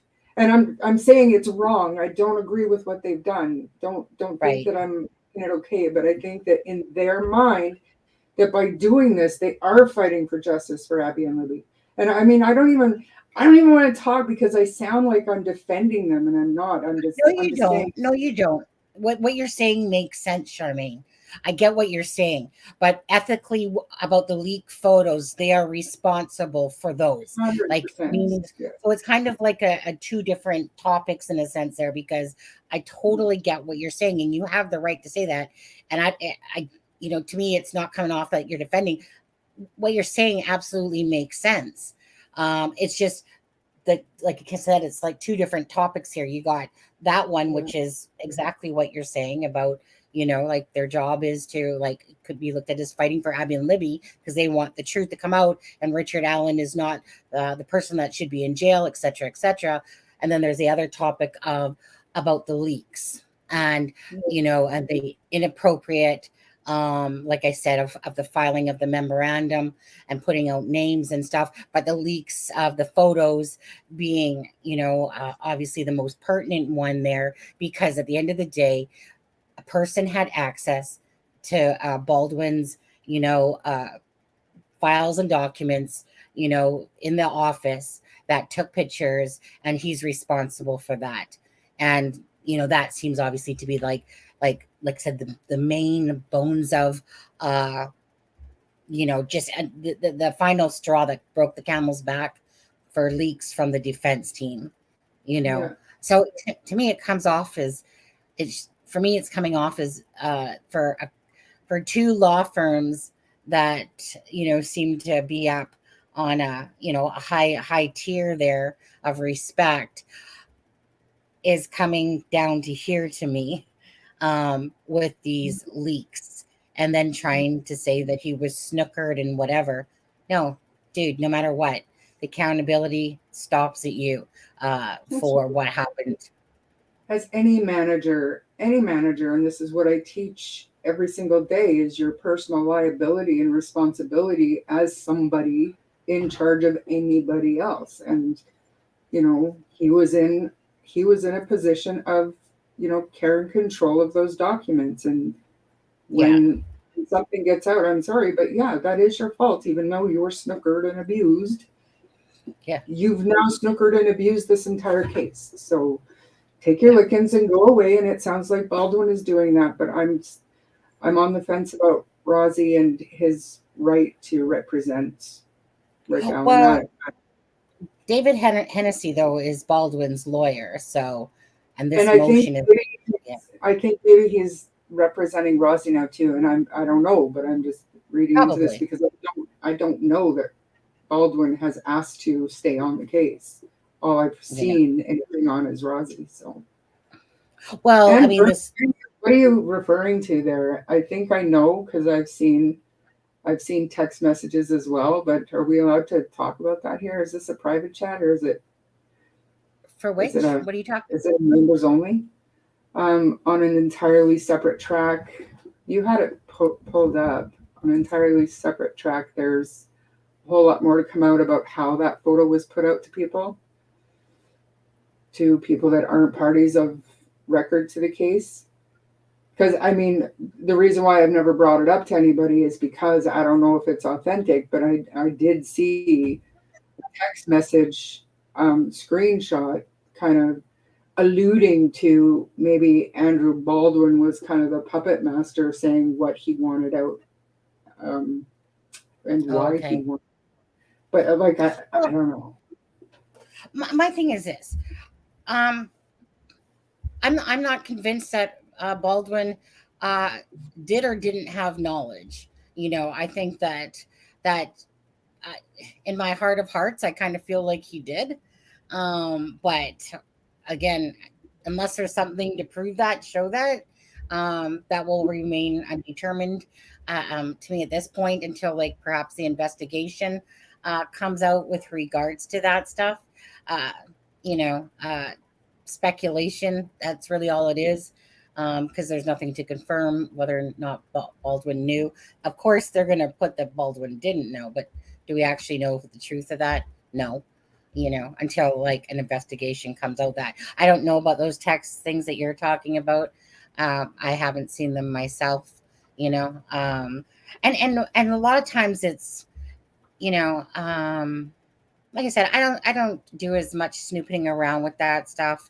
I like it when the documents comes out and we go by the documents, and if somebody sends me something that shows me some text and stuff like that, I got no problem looking at that either. And then I just usually determine if I want to put out that information myself or if I just want to keep it to myself. Unless somebody specifically says, this is just for your eyes only, then of course I adhere to that.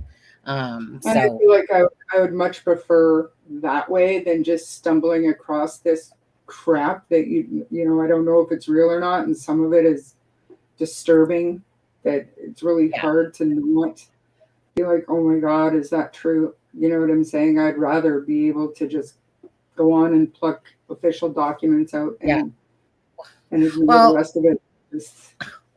With Delphi, there's like, who's, oh, let me see. Adam just sent me a photo. With Delphi, expect expect the unexpected, because that's what keeps happening with Delphi.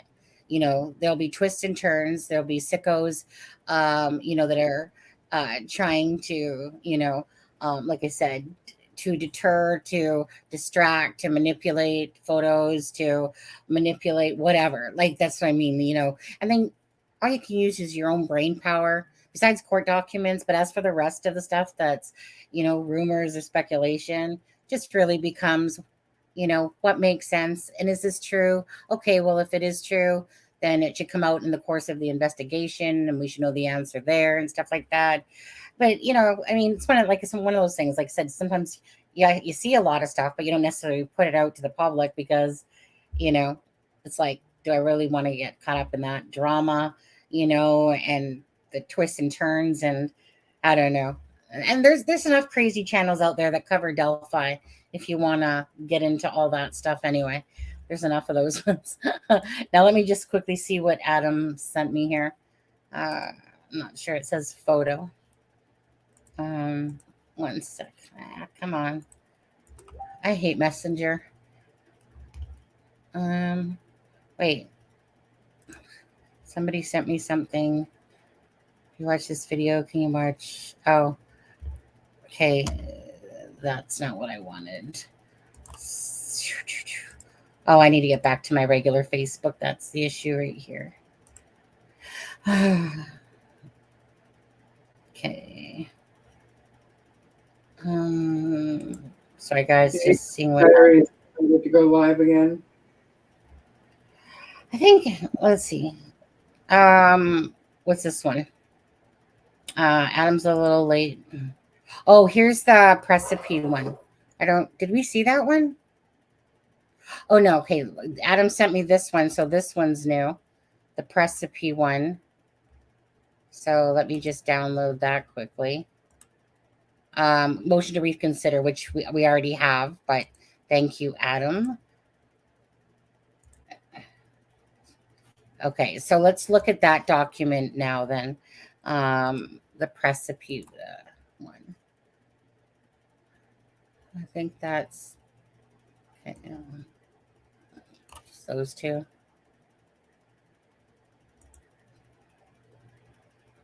Okay. So comes now counsel for Andrew. Thanks, Adam. Baldwin and Precipice for the recordings and our transcripts of the 2 in-chamber sessions on October 19th, 2023, or alternatively to give counsel access to the recordings pursuant to Access of Court Records Act, more specifically rule definitions. For the purpose of this rule, court record means both case records and court administrative records. B, case record means the document, information, data, and other item created, collective, received, or maintained by court, court agency, or clerk of court in connection with a particular case. Who has access under this rule? All persons have access to the court records as provided in this rule, except as provided in subsection of this rule. Rule 4, general access rule. A court record is accessible to the public except as provided in Rule 5. A court may manage access to audio and video recordings of its proceedings to the extent appropriate to avoid substantial interference with the resources or normal operation of the court and to comply with the Indiana Judicial Rule 217. This provision does not operate to deny to any person the right to access a court record under Rule 4. And that's by David R. Hennessy. Okay. So more jargon.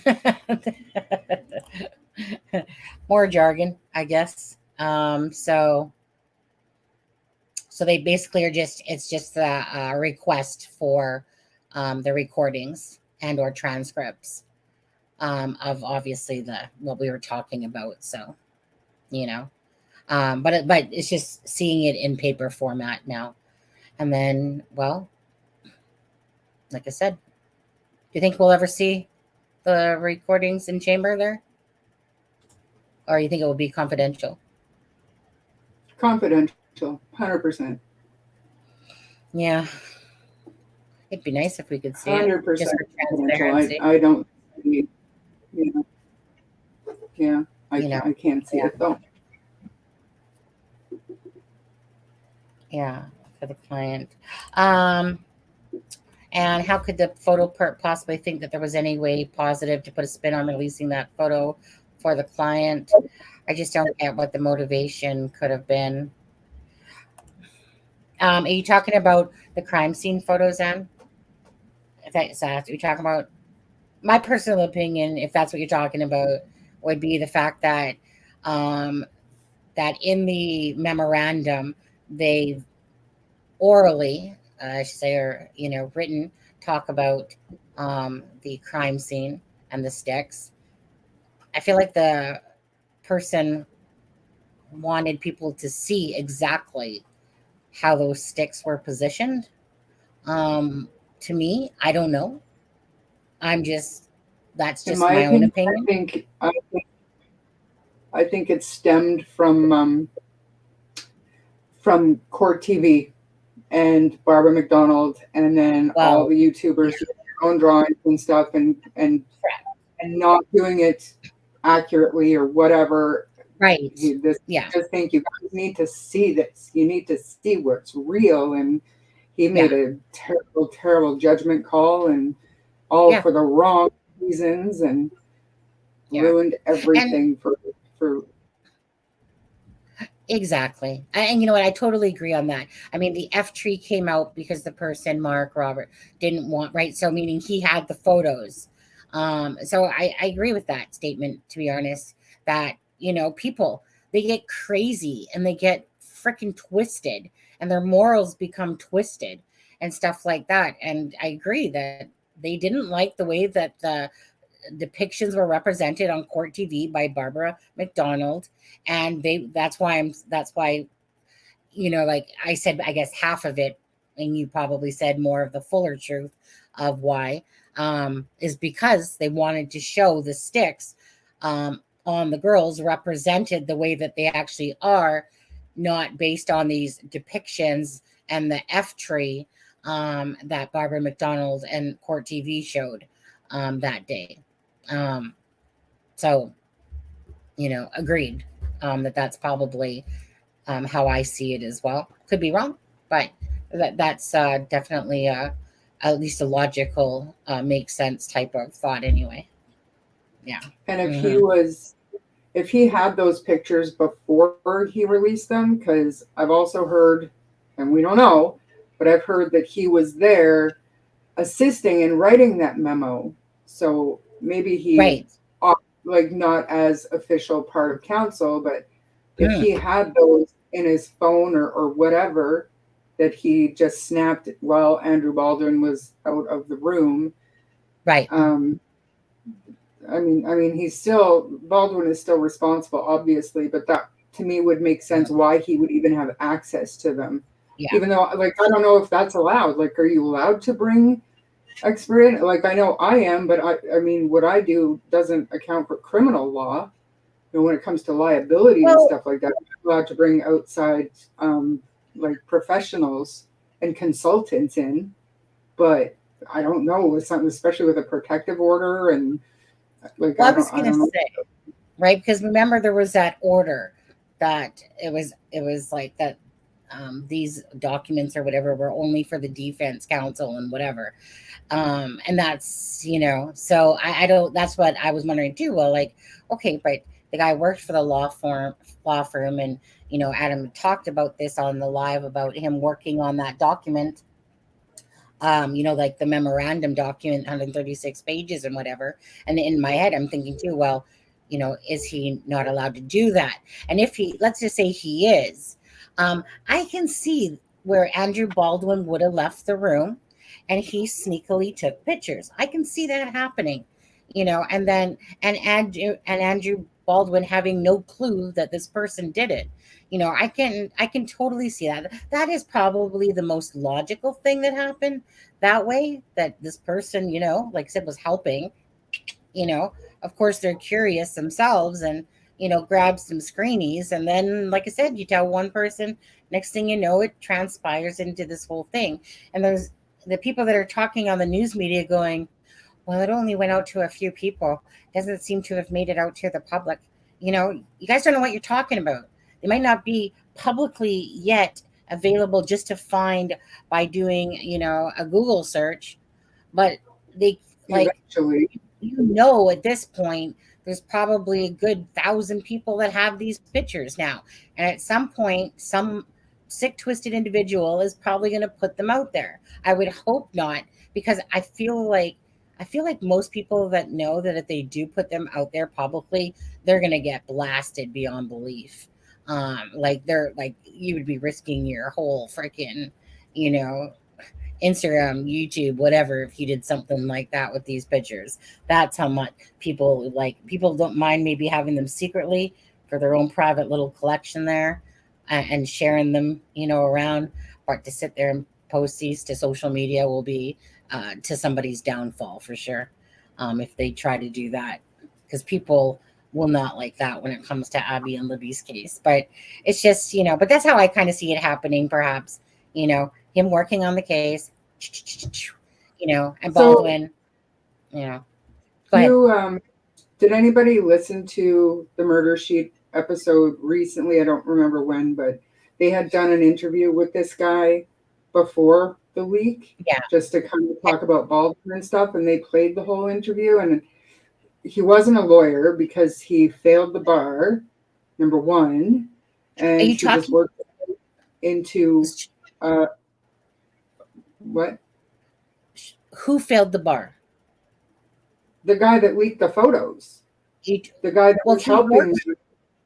Yeah. Okay. He was the Right. office manager. He was their operations Mitch manager. Westerman. Right. Okay. Just Right. to make sure we're clear to the viewers. So she's talking about Okay. Mitch Westerman. So go on. So he failed the bar, you're saying? Yeah, he failed the bar, but he continued working there, Okay. and he became Okay. their operations manager, but then he amicably left the firm. He, get this, now works in an ethics commission or something, which is, Ethics and Mine. commission officer. Yeah. yeah, like what? That's what I said. Yeah, guess I know. he's not doing that anymore. But No.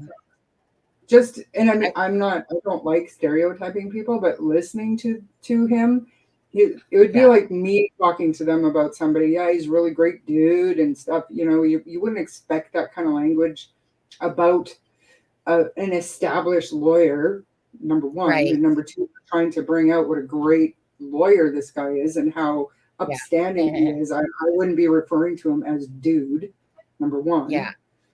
And number two, dude, you failed the bar. What are you even talking to them for? Like, why are they even interviewing this guy? Do you know what I mean? And how crazy is that? They interviewed the guy that ended up leaking these photos. And I think that has left a really rotten taste in a lot of people's mouths about the Murder Sheet and about their coverage of the case. Like, what are you doing? They interviewed which guy? I mean, I know that they've interviewed Hennessy. Mitch. But they interviewed Mitch? They did before the leak, just in their Andrew Baldwin episode. They only played a snippet of it in the Andrew Baldwin episode, but then after this leak, last week sometime, they said, well, we think it's time that we go ahead and release his identity, because they were only referring to him as M. And they released that entire interview. Oh, Just a no, second, first of all, I know I keep Mm-hmm. kind of forgetting about murder sheets until they're brought up again, and I honestly kind of forget about them.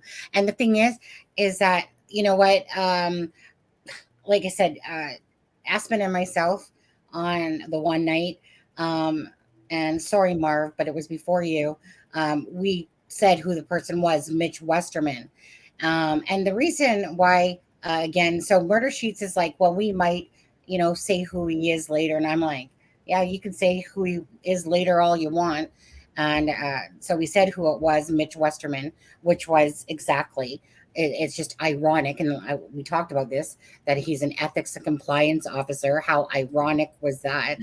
And it's just, for me, it's kind of like, hey, if you want to out the girls, You want to out these photos and steal these photos?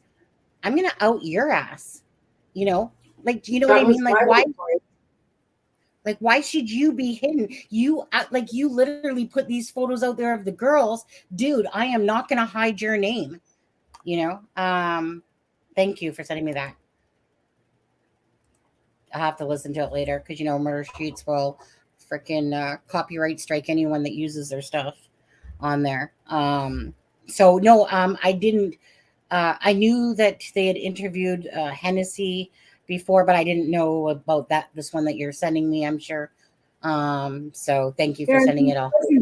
It doesn't give any insight about the week or anything like that. This was way before all this happened. It just, I guess it's not even insightful. It just gives you fodder for judgment, I suppose. And he just comes off as very unprofessional to me, and maybe that was their point. You know, I struggle to find the actual point of releasing that interview.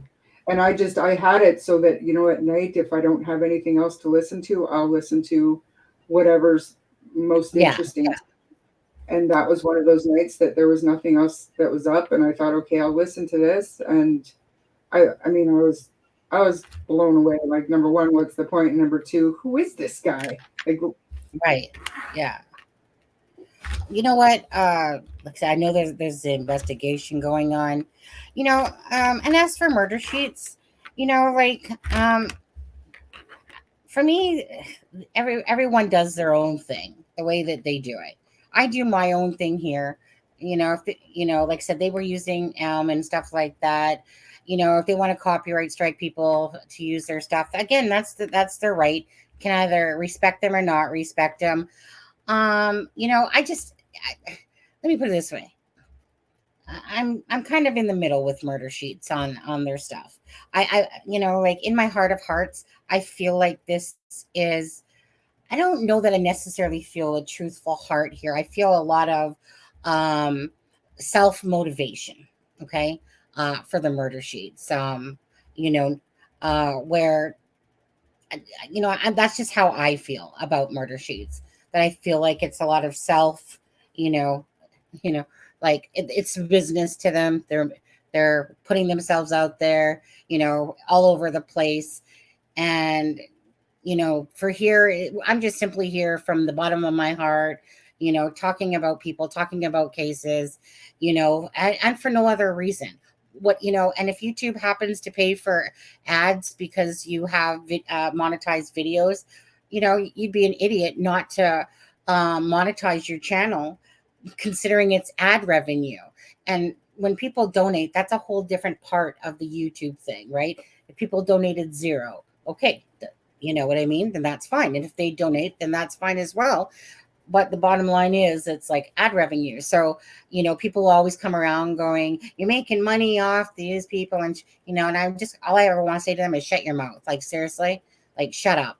Okay. Because, you know, regardless if it's true crime or anything else, everyone has a right to earn money off of something. But to me, there's always the difference for me. Okay. I don't give a shit, whatever somebody else does. But for me, I do things from the bottom of my heart. I'm not out with the intent of, you know, like I'm out there for the gratification, notification of being on court TV or this or News Nation and stuff like that and whatever. And if that's their way of going through their process or whatever, I just take them, you know, like anyone else. Like, they're doing their thing, and however they want to get there and do it, they have that right. I'll just stay true to myself here on this channel, and people can just do what they want, you know. So I'll listen to it. I kind of forget about them sometimes now, to be honest with you, like I do. And then somebody brings it up and I'm like, oh yeah, right. You know, so I'll be interested in listening to that. But I don't know. I just didn't like it. I guess I just didn't like it when they said, well, maybe. You know what it is? It's sometimes when you feel like people are being hypocritical in how they do things, and we're all kind of hypocritical. And there's like, well, you know, like, maybe we'll bring out the person's name soon. And I'm just like, yeah, stop right there. Okay. Don't worry. I'll bring it out for you guys, you know, because again, you know, this is about Abby and Libby and the disrespect that Mitch Westerman did by taking those photographs and then sharing them out. And I don't think that you should be hidden from the public, dude. You should No, be shamed. everybody else that got them or whatever, they were all being they weren't being protected. Like, we knew Mark's name and but you know what I'm saying? Like, Mitch seemed to be the one that they were protecting the most. And I was like, he started this. Like, why are you protecting him? He's the reason this is happening right now. Correct. Jeff is being a little smarty. Jeff, I've been trying to find reasons in my daily life to start sentence with comes now. And says the whole thing is just kind of sickening in terms of professional conduct and practice. I agree, myself, Anne, about that. They are too far into this, insert themselves into everything, and they are too dramatic. Agreed. Like I said, the one thing I enjoy in life is that if we were all the same, it would be a very boring world. Totally. And so that's the thing that I always remember, right? If we all agreed and thought a certain way and did things a certain way, that would be boring, and stuff like that. And by the way, like I said, for people that probably know this by now, but yeah, JLR is up dealing with the Maine case and stuff like that. And I knew he was going to get there at some point, because it's kind of like the Cavalcante case. So, like I said, somebody's background, say I don't necessarily respect for sure, but hey, again, he's doing his thing and people don't care. His subscribers went like thoroughly through the roof during the Cavalcante case, stuff like that, boots on the ground. And again, I was very judgmental on him, and I'm still not happy. Like, I'm still not going to sit there and condone people that scam people and are convicts that have, hurt people's and ruined people's life. But I do, and I'm not speaking about JLR on this point, but I do always, feel a soft heart for people that make a difference and make a change in their life to become a better person because of perhaps past mistakes and stuff like that. So like normally I would just instantly be like, I don't want nothing to do with you. Get out of my life. You're a con, you're this and you're that. But even I have grown as a person to kind of understand that, I get the fact that people make mistakes. I have a problem when people hurt other people to further themselves, to get, to step on people, to get to a certain place, to con them, to scam them. That's a pet peeve of mine and will always be with anybody that you abuse people in that type of way. Anything to do with harming another person in this life, to whether it's to murder somebody, to like I said, con somebody, to manipulate, to deceive. It's just not my way. I cannot, I don't like to deal with those type of personalities whatsoever. But I love it when I see someone that is trying to make changes. And I'm not specifically talking about JLR, whether he is or isn't, I do not know. But I'm just meaning in general and stuff like that. Because, there's too much hurt in this world already. And that's why I can't stand trolls and those type of personalities. Because you have no place in my life. Go fix yourself and then come back if you want to. But there's too much hurt in this world already. And that's where as a Cancer and a big extroverted person that can easily talk with people, it just sickens me that there's so many people out there that bring negativity to things when the world's already negative enough. And there's just no need of it. Okay, so they are too. Okay, you said that. Let's see, as you said, and dang, and came on. I said that, and dang, ad came on. Jen. I never get to like special exclusive inside info from anybody. I prefer official sources, Well, I mean, official sources are always the best, definitely. Sometimes those little sneak peeks behind the scenes are nice sometimes as well, for sure. My reaction, I just hate it when it gets absurd. I just hate it when people like get so absurd, and their whole thinking is like totally from a different planet. My reaction going back to the stuff at what's his name, the big fat cat Fisher King, was sus to me. Why would any one channel be such a magnet for inside info, exclusive tips? And how much What's it? time Oh, was wasted on the clients, like because of one podcast? Unbelievable. sorry, Unbelievable. what are you talking? Sorry, Charmaine, because I was like, what? What did you just say? I said that, well, to this comment, and how much time was wasted on those clients, the catfishers, you know what I mean? Like, Mm, everybody was all about Kegan Klein and Tony Klein and yeah, the river search, and how much time. yeah. Well, best to leave them. They're litigious, litigious, litigious. They say that word, litigious, litigious, litigious. There we go. Anyways, I need to get off of Delphi now. I don't know if you need to go now, Charmaine. I need to finish off with a couple more of the other ones that I said I would talk about. I figured since we did the press conference, we don't really need to dig too much more into the main one because they've done their press conference. But did you need to get going? Yeah, I would love to. You would love to get going? Did you just say that you would love to get going? No, I mean, it breaks my heart. It does. It breaks my heart. But I played hooky from work this afternoon, and I do have some things I need to catch up on. Yeah, absolutely. No, absolutely. Well, you know what? Honestly, it was a pleasure having you on with us. Thank you so Thank much. you. You know, I love you, girl. She's my Canadian chick.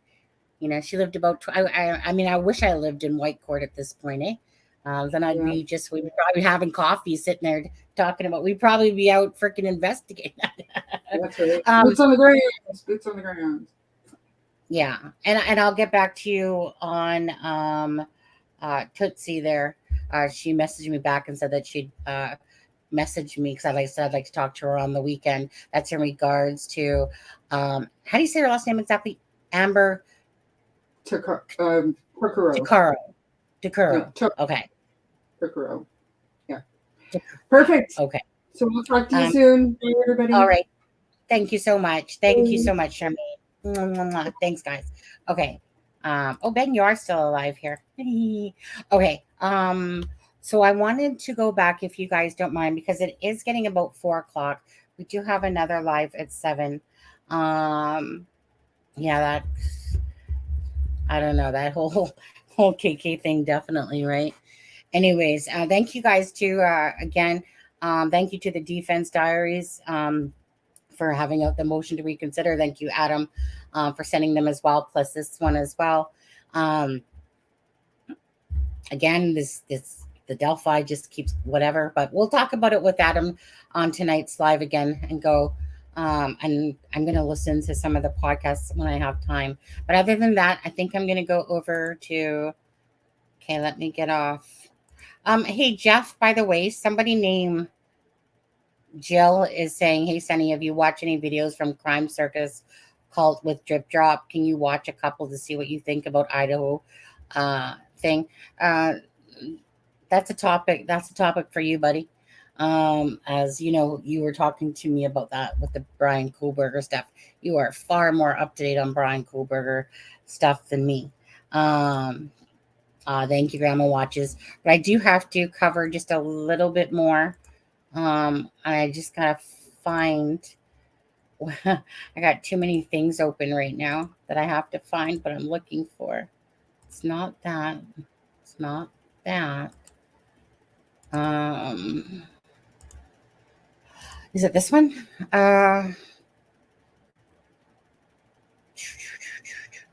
Okay, that was the divers in Maine one. Oh, I think it's this one right here. Okay, let me just stop screen. And I believe it's this one. Delphi trial, a video is worth 1,000 words. What's that one going on about? Oh, that. Okay. Okay, one sec. Sorry, guys. Share screen. Aaron. So, Aaron Pennington. Okay. No, go away. Okay, so Aaron Pennington, of course, is the father that took his wife's life, the one with the 4 children. Okay, so obviously it must be note day as well because Aaron Pennington, the case update here. Let me just make it bigger for you guys. I'm not leaving you yet. Gotta stay around just a little. Nah, we'll be seeing you guys tonight for sure. So whoever can stick around still. So Aaron Pennington case update. Chilling note on the run. Massachusetts father of 4 left his phone before allegedly shooting wife dead after she threatened to take kids to Texas. Okay, so that was okay. That's where the Texas part came in. I remember somebody a few days ago talking about Texas. So she threatened to take the kids to Texas. Obviously that warranted her killing, apparently. So fresh arrest warrant issued for Aaron Pennington, 33, after possible murder plan was discovered in his phone. The U.S. Air Force veteran remains on the run 4 days after his wife, Brianne, 30, was found shot dead in the bedroom of their Massachusetts home. Please consider the father of 4 armed and dangerous and have warned public not to approach him. So the police are hunting for an armed father or a father of 4 of the suspected murder of his wife. Well, it's not suspected, he did it, right? Aaron Pennington, 33, disappeared from the family home in Massachusetts moments before his wife, Brianne, 30, was found dead with a shotgun wound to her face on Sunday morning. A judge in Gardner, Massachusetts, has issued a fresh warrant, which we just talked about, for the U.S. Air Force veteran. Okay.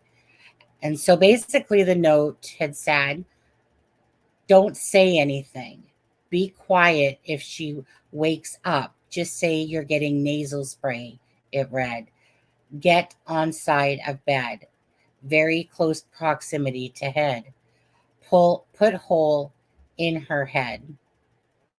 That is just sick. Okay, that is just sick. Seriously. And why does everybody seem to be a U.S. Army Force veteran of some sort, like in all these cases coming up here? It's so sad. Um, anyway, so let's see. On Tuesday, October 24, 2023, a search warrant was issued authorizing the search of certain content on Aaron Pennington's cell phone.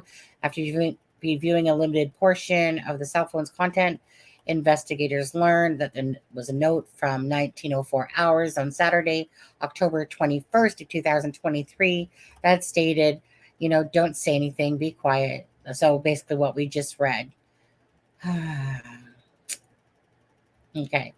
So it says investigators said the couple was facing marital issues for quite some time, with Brianne planning to move to Texas with the children to get away from her husband. So obviously he was definitely, they were having issues, or who knows, maybe he was having some mental health issues or something going on there. She was known to keep a gun at her home for protection. Little did she know she would have to protect herself or try to protect herself against her own husband, while he had struggled, there you go, with mental health issues and had threatened suicide. The alarm was raised just before 9:15 a.m. when the couple's children, aged 2, 5, 7, and 9, went to a neighbor's house and told their mother was crying in the bedroom and they could not find their father. 5 minutes later, first responders arrived and discovered Brianne dead in an upstairs bedroom with a gunshot wound to her head. Security footage from the neighbor showed Pennington driving off at 8:50 a.m. before his 4 children left their Cherry Street home together 17 minutes later.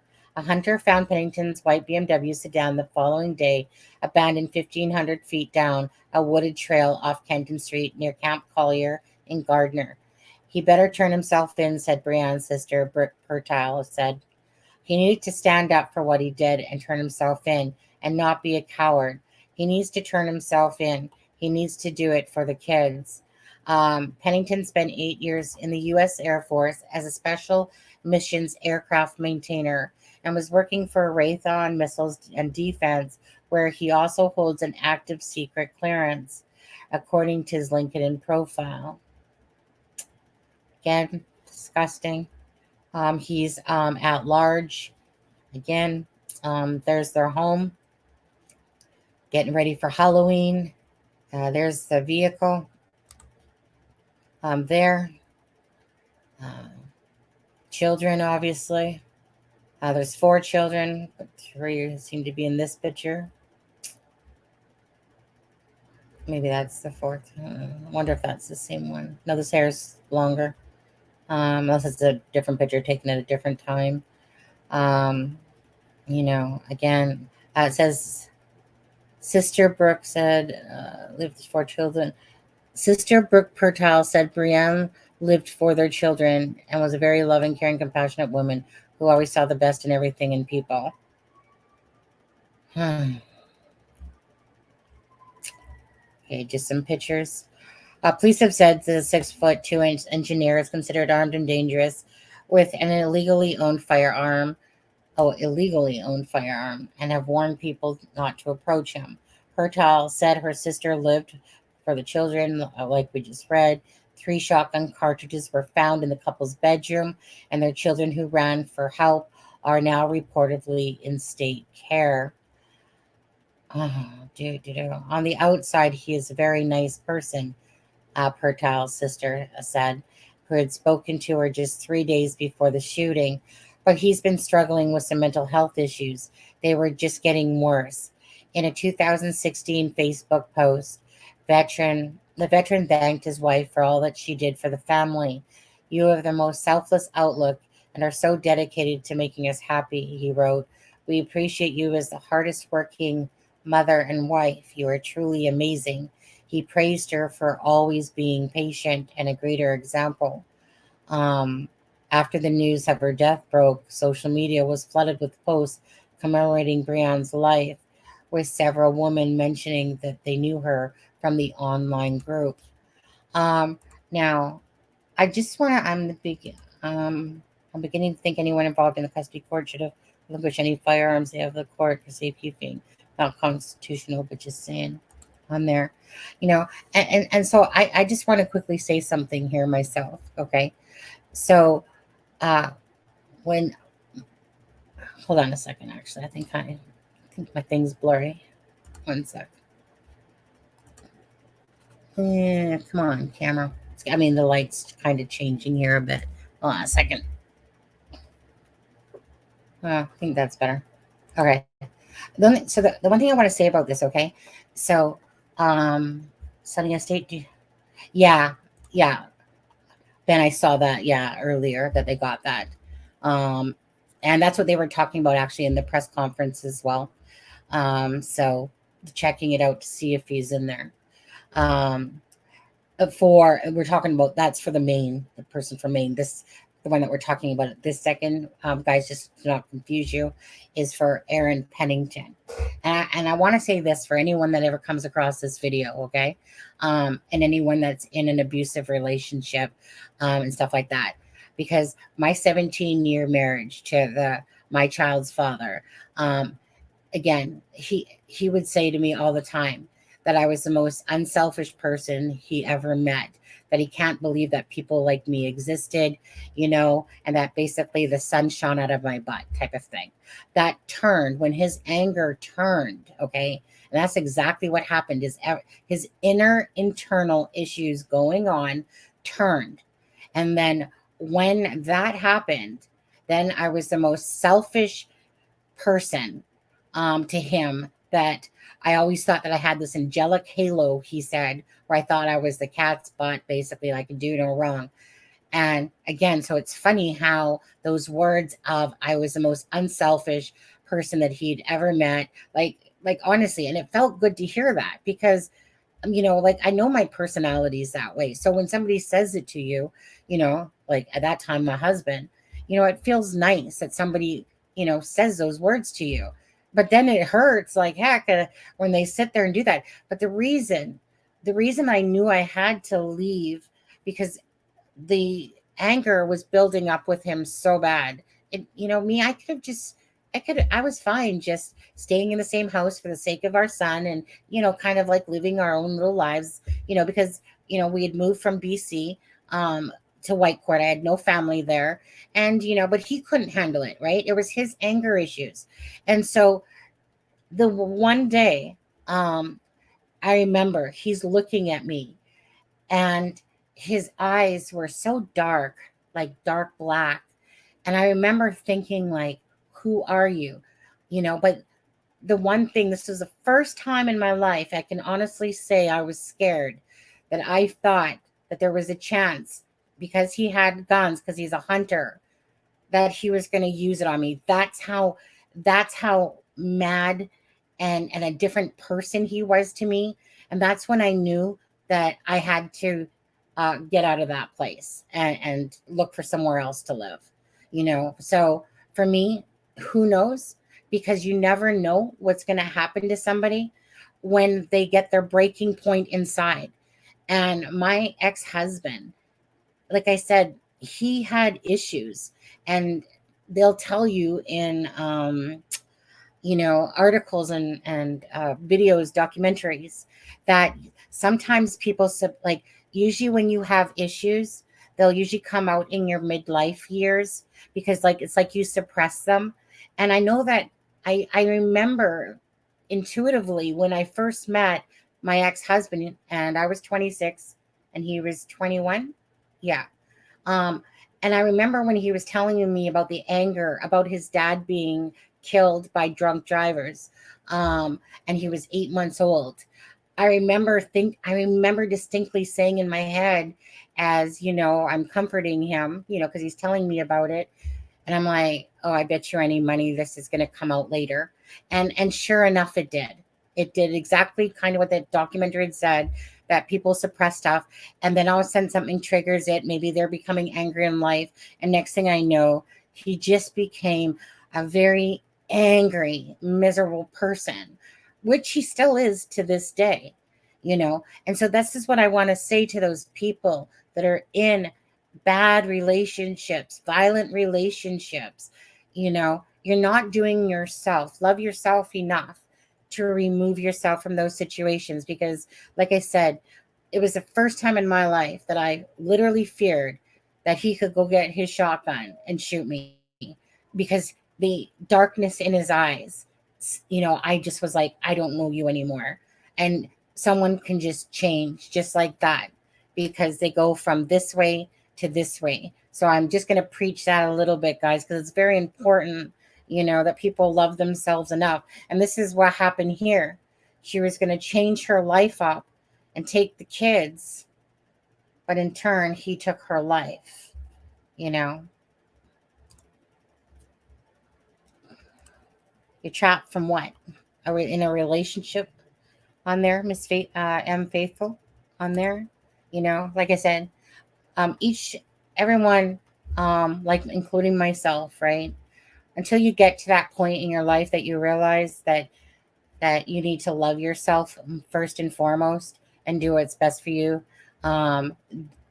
Every individual is the only person that can ever change that. And sadly, in the case of this case, in Brianne Pennington lost her life because, again, his mental state obviously was in a different place. And again, instead of talking about suicide for himself, he turned the gun on her. I wouldn't doubt it if they find this guy dead myself as well. Kind of like the guy in Maine, again, a lot of mental health issues all the time people are talking about now and stuff like that. Yeah. Well, again, if you're trapped, I mean, at the end of the day, nobody's trapped, right? Like nobody's trapped. And all I could ever say, so if you're truly in that situation that you're saying that, am faithful, all I can say is that, again, you'll have to love yourself enough to change your situation like I did for myself. I literally watched what I thought was, we had a home, yeah, you're thinking of retirement, like having retirement money and stuff like that. And you think everything's going a certain way. Everything got flipped upside down on me, right? I went back to basically square zero. And it was like, but I had to do it. I had to do it for, first of all, our son. And I had to do it for myself and get out of there. Because again, It's not easy. I'll tell you that much. It's not easy. I watched my mom do it with my dad. Okay. 4 children. And, my mom had to, like I said, we were living in low income housing, she only got government assistant once, and then she put herself through school so she could raise us, and that's why my mom, I watched her always be a fighter, and it's not an easy thing to do, but I watched myself. I knew my whole life just flipped upside down, but you either sink or swim, and that's kind of when you block things out and you push yourself forward to go through. Anyways, so I just want to say that, because to me, domestic violence and loving yourself are very important to me. Like I said, I've experienced it, so I can talk about it. And I feel badly for anyone that is in that position, knowing that you have, that you can change, that things can change, like I said, I was, my first relationship with Dion was 15 to 26. That was an extremely abusive relationship, like abusive physically and emotionally. I put myself through a lot of stuff that I put myself through. Nobody forced me into it. I put myself in those positions, and I learned a lot from them along the years. And so I can speak very much on domestic violence for sure. But knowing that you have to love yourself enough that you get to a point that you're like, no, I'm not taking this anymore. And I'm going to love myself enough to remove myself now. Unfortunately for Brianne, like I said, people become unpredictable. The person that you fell in love with and loved ends up taking her life, so she has a gun, and like I said, who would have thought that she would have had protect herself against her own husband. Anyways, Miss Faithful, if you're in that situation, then prayers to you. And hopefully, like I said, you can find a path on that would love yourself enough to get out of that situation. Okay, so this is the, let's see, criminal complaint. Is this big enough? Maybe that's not big enough. Let me make it bigger, I suppose, eh? It's hard to see because I'm reading it from an article. Yeah. Yeah. Ben, hold on a second. Oh, hi there. A little close enough personal on that one. Let's do that. Okay. But yeah, like they were talking about that earlier, about the whole searching for him. Oh, Pennington. Yeah. In the lake. Yeah. Because I was going to say, I think I had that one open. Did I close it off? Ben, if I got confused and was talking about the main guy, because they're obviously would be searching late, but yes, Pennington is the one that they're searching for in Lake Wampanoag, or however you say it. It is confusing because you got Robert Card, which is the massacre suspect from Maine, who has left a suicide note. You have Aaron Pennington, who took his wife's life with 4 kids, that left a note on basically him, how he's going to take his wife's life. And that search is going on for him as well. Then there was the Maryland judge one, which is Pedro Manuel. What's his name? Why can I think of it? Pedro Manuel Argote. And he's the one that killed the judge in Maryland, and they found his body in the woods the other day. So 1 down, 2 to go. So I had that open actually. I might have closed it. Oh no, I think this is it right here. Let me just see. Stop screen on there. No, that's the main one. This is the main one. See, you see why it's getting confusing? Divers join search for Maine shooting suspect in river. That's the main one going on. But let me just pull up Aaron.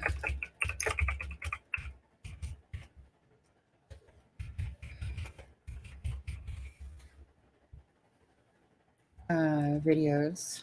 I think this was the one. It was like, well, what? I mean, this one's only like 30 seconds long. 1 second here. Oh, I got too many things open. This is right here.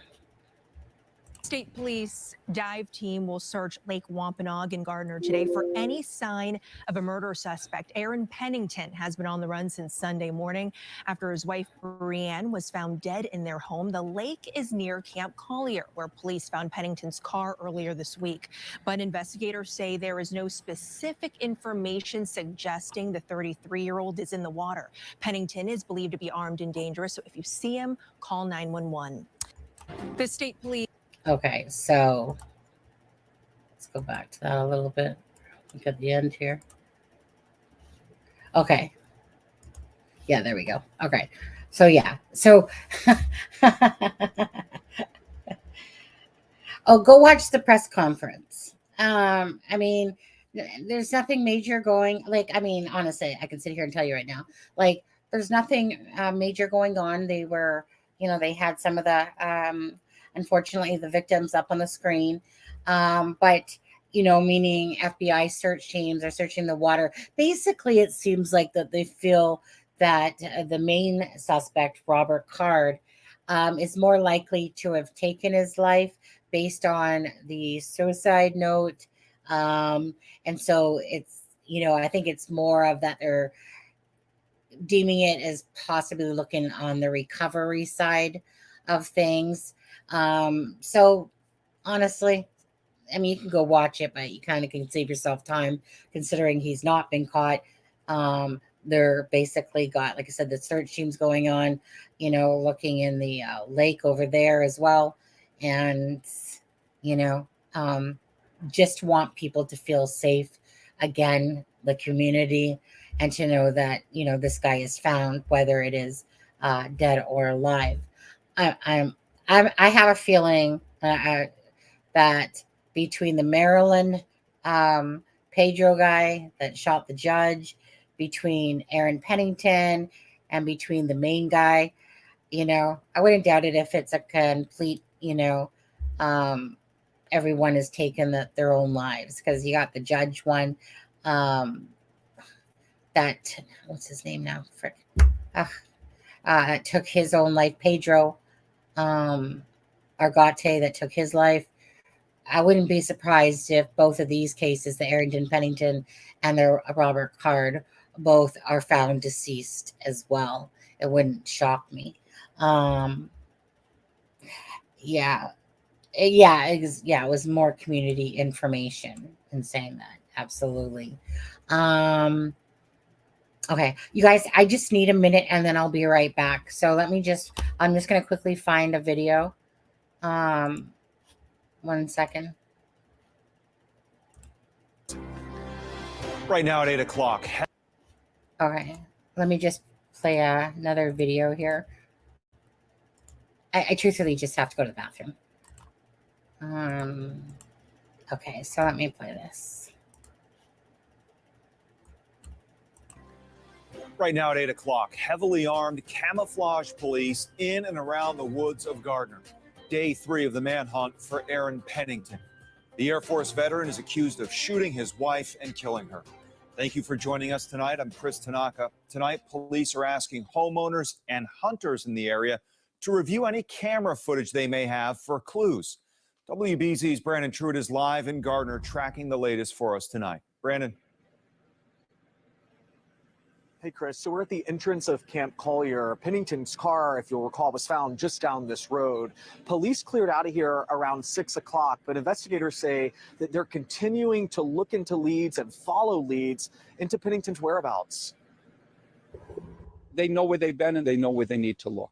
An exhaustive search from sunrise to sunset. State police, tactical teams, and canines combing through the densely wooded area. Investigators focusing their efforts on half of the 400-acre property. They're looking for 33-year-old Aaron Pennington, wanted in connection with the death of his wife, Brianne, over the weekend. Police are pursuing this search as if Aaron's alive, armed, and dangerous. Investigators say he has military experience and learned techniques to survive in the woods. If anybody sees anything, please report it immediately. Police got a break in their case Monday when a hunter stumbled upon Pennington's white BMW deep in the woods. But Pennington was not inside. Those living nearby watching their back. Last night I went out and I checked my trucks before I went to bed, make sure no one was in them. So I actually knew her as Breezy. As the search for Aaron continues, those who were close to his late wife, Brianne, are remembering her as a loving mother of 4 young children and a loyal friend. Knowing her was like knowing what it would be like to know warmth and light in the form of a person. She was welcoming and loving with everyone. Just one of the most kind people you're ever going to meet. And the 4 Pennington children remain in the care of DCF. At this point, police are asking people, as you mentioned, Chris, particularly hunters who might have cameras in these woods to check them. They're also asking people not to join in this search as it's still their belief that Aaron is alive and dangerous. We're live in Gardner. Brandon Truitt, WBZ News. Okay, so, whoops, it made myself big again. Whoops, keep hitting the wrong button there. It has been a long week. Ivy Rose. Now, don't forget, tonight we'll be going live at 7 o'clock PST, 10 p.m. Eastern Standard Time. That's in about 2.5 hours from now. Bet that older lady didn't go out and CK her trucks without some sort of self-defense. Good on her. Yeah. Anyways, very, very tragic cases. So before I get going here, up until they're live in a couple hours, is there anybody, you guys have anything else to say at all? You know, Ivy, I'm not sure. I'm just going to put it out there, but, you know, if you want to join the live tonight at all, feel free to, you know, come as an avatar if you want and join us and talk about the Delphi case and your thoughts and stuff like that. Anyone who wants to, you can message me on Messenger type of thing. Hey, Ben, you want to come up for Delphi tonight? Come on. I mean, you are a ranch holder, Ben, on there. But anyways, someone's always more to welcome. You can always message me at acrimingshame@gmail.com. If you are interested in ever joining a live with us, feel free.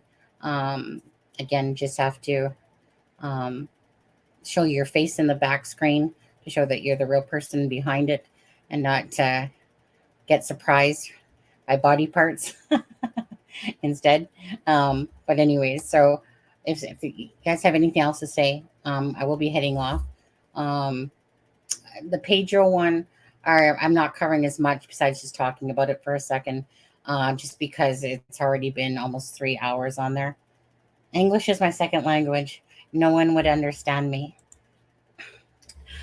I can translate the language of love, Ben. That's no problem right there. Wait, so Ben, just to put it out there, like, is it really your second language? And if so, what's your native language? Just for informational purposes only on there.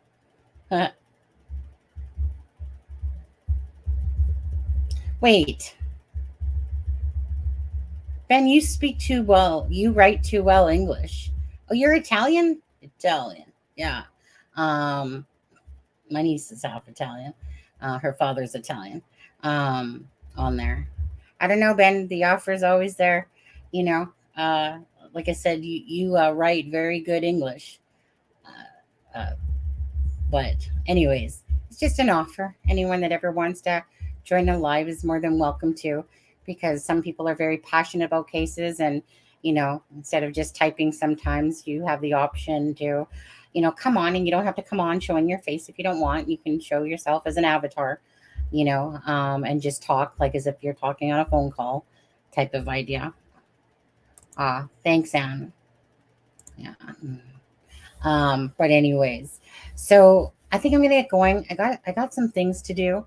And Ben, just know, and Anne as well, and everyone that I appreciate again when you guys help me and drop links and your inputting opinions and stuff like that. So thank you guys very much always for those things, and thanks again to Charmaine for joining us tonight. And again, if you haven't heard of the Defense Diaries or the Prosecutors Podcast, I urge you to check those guys out and go subscribe to them, especially in relation to the Delphi case. And yeah, thank you guys. And I'll see you guys in about 2.5 hours if you're around.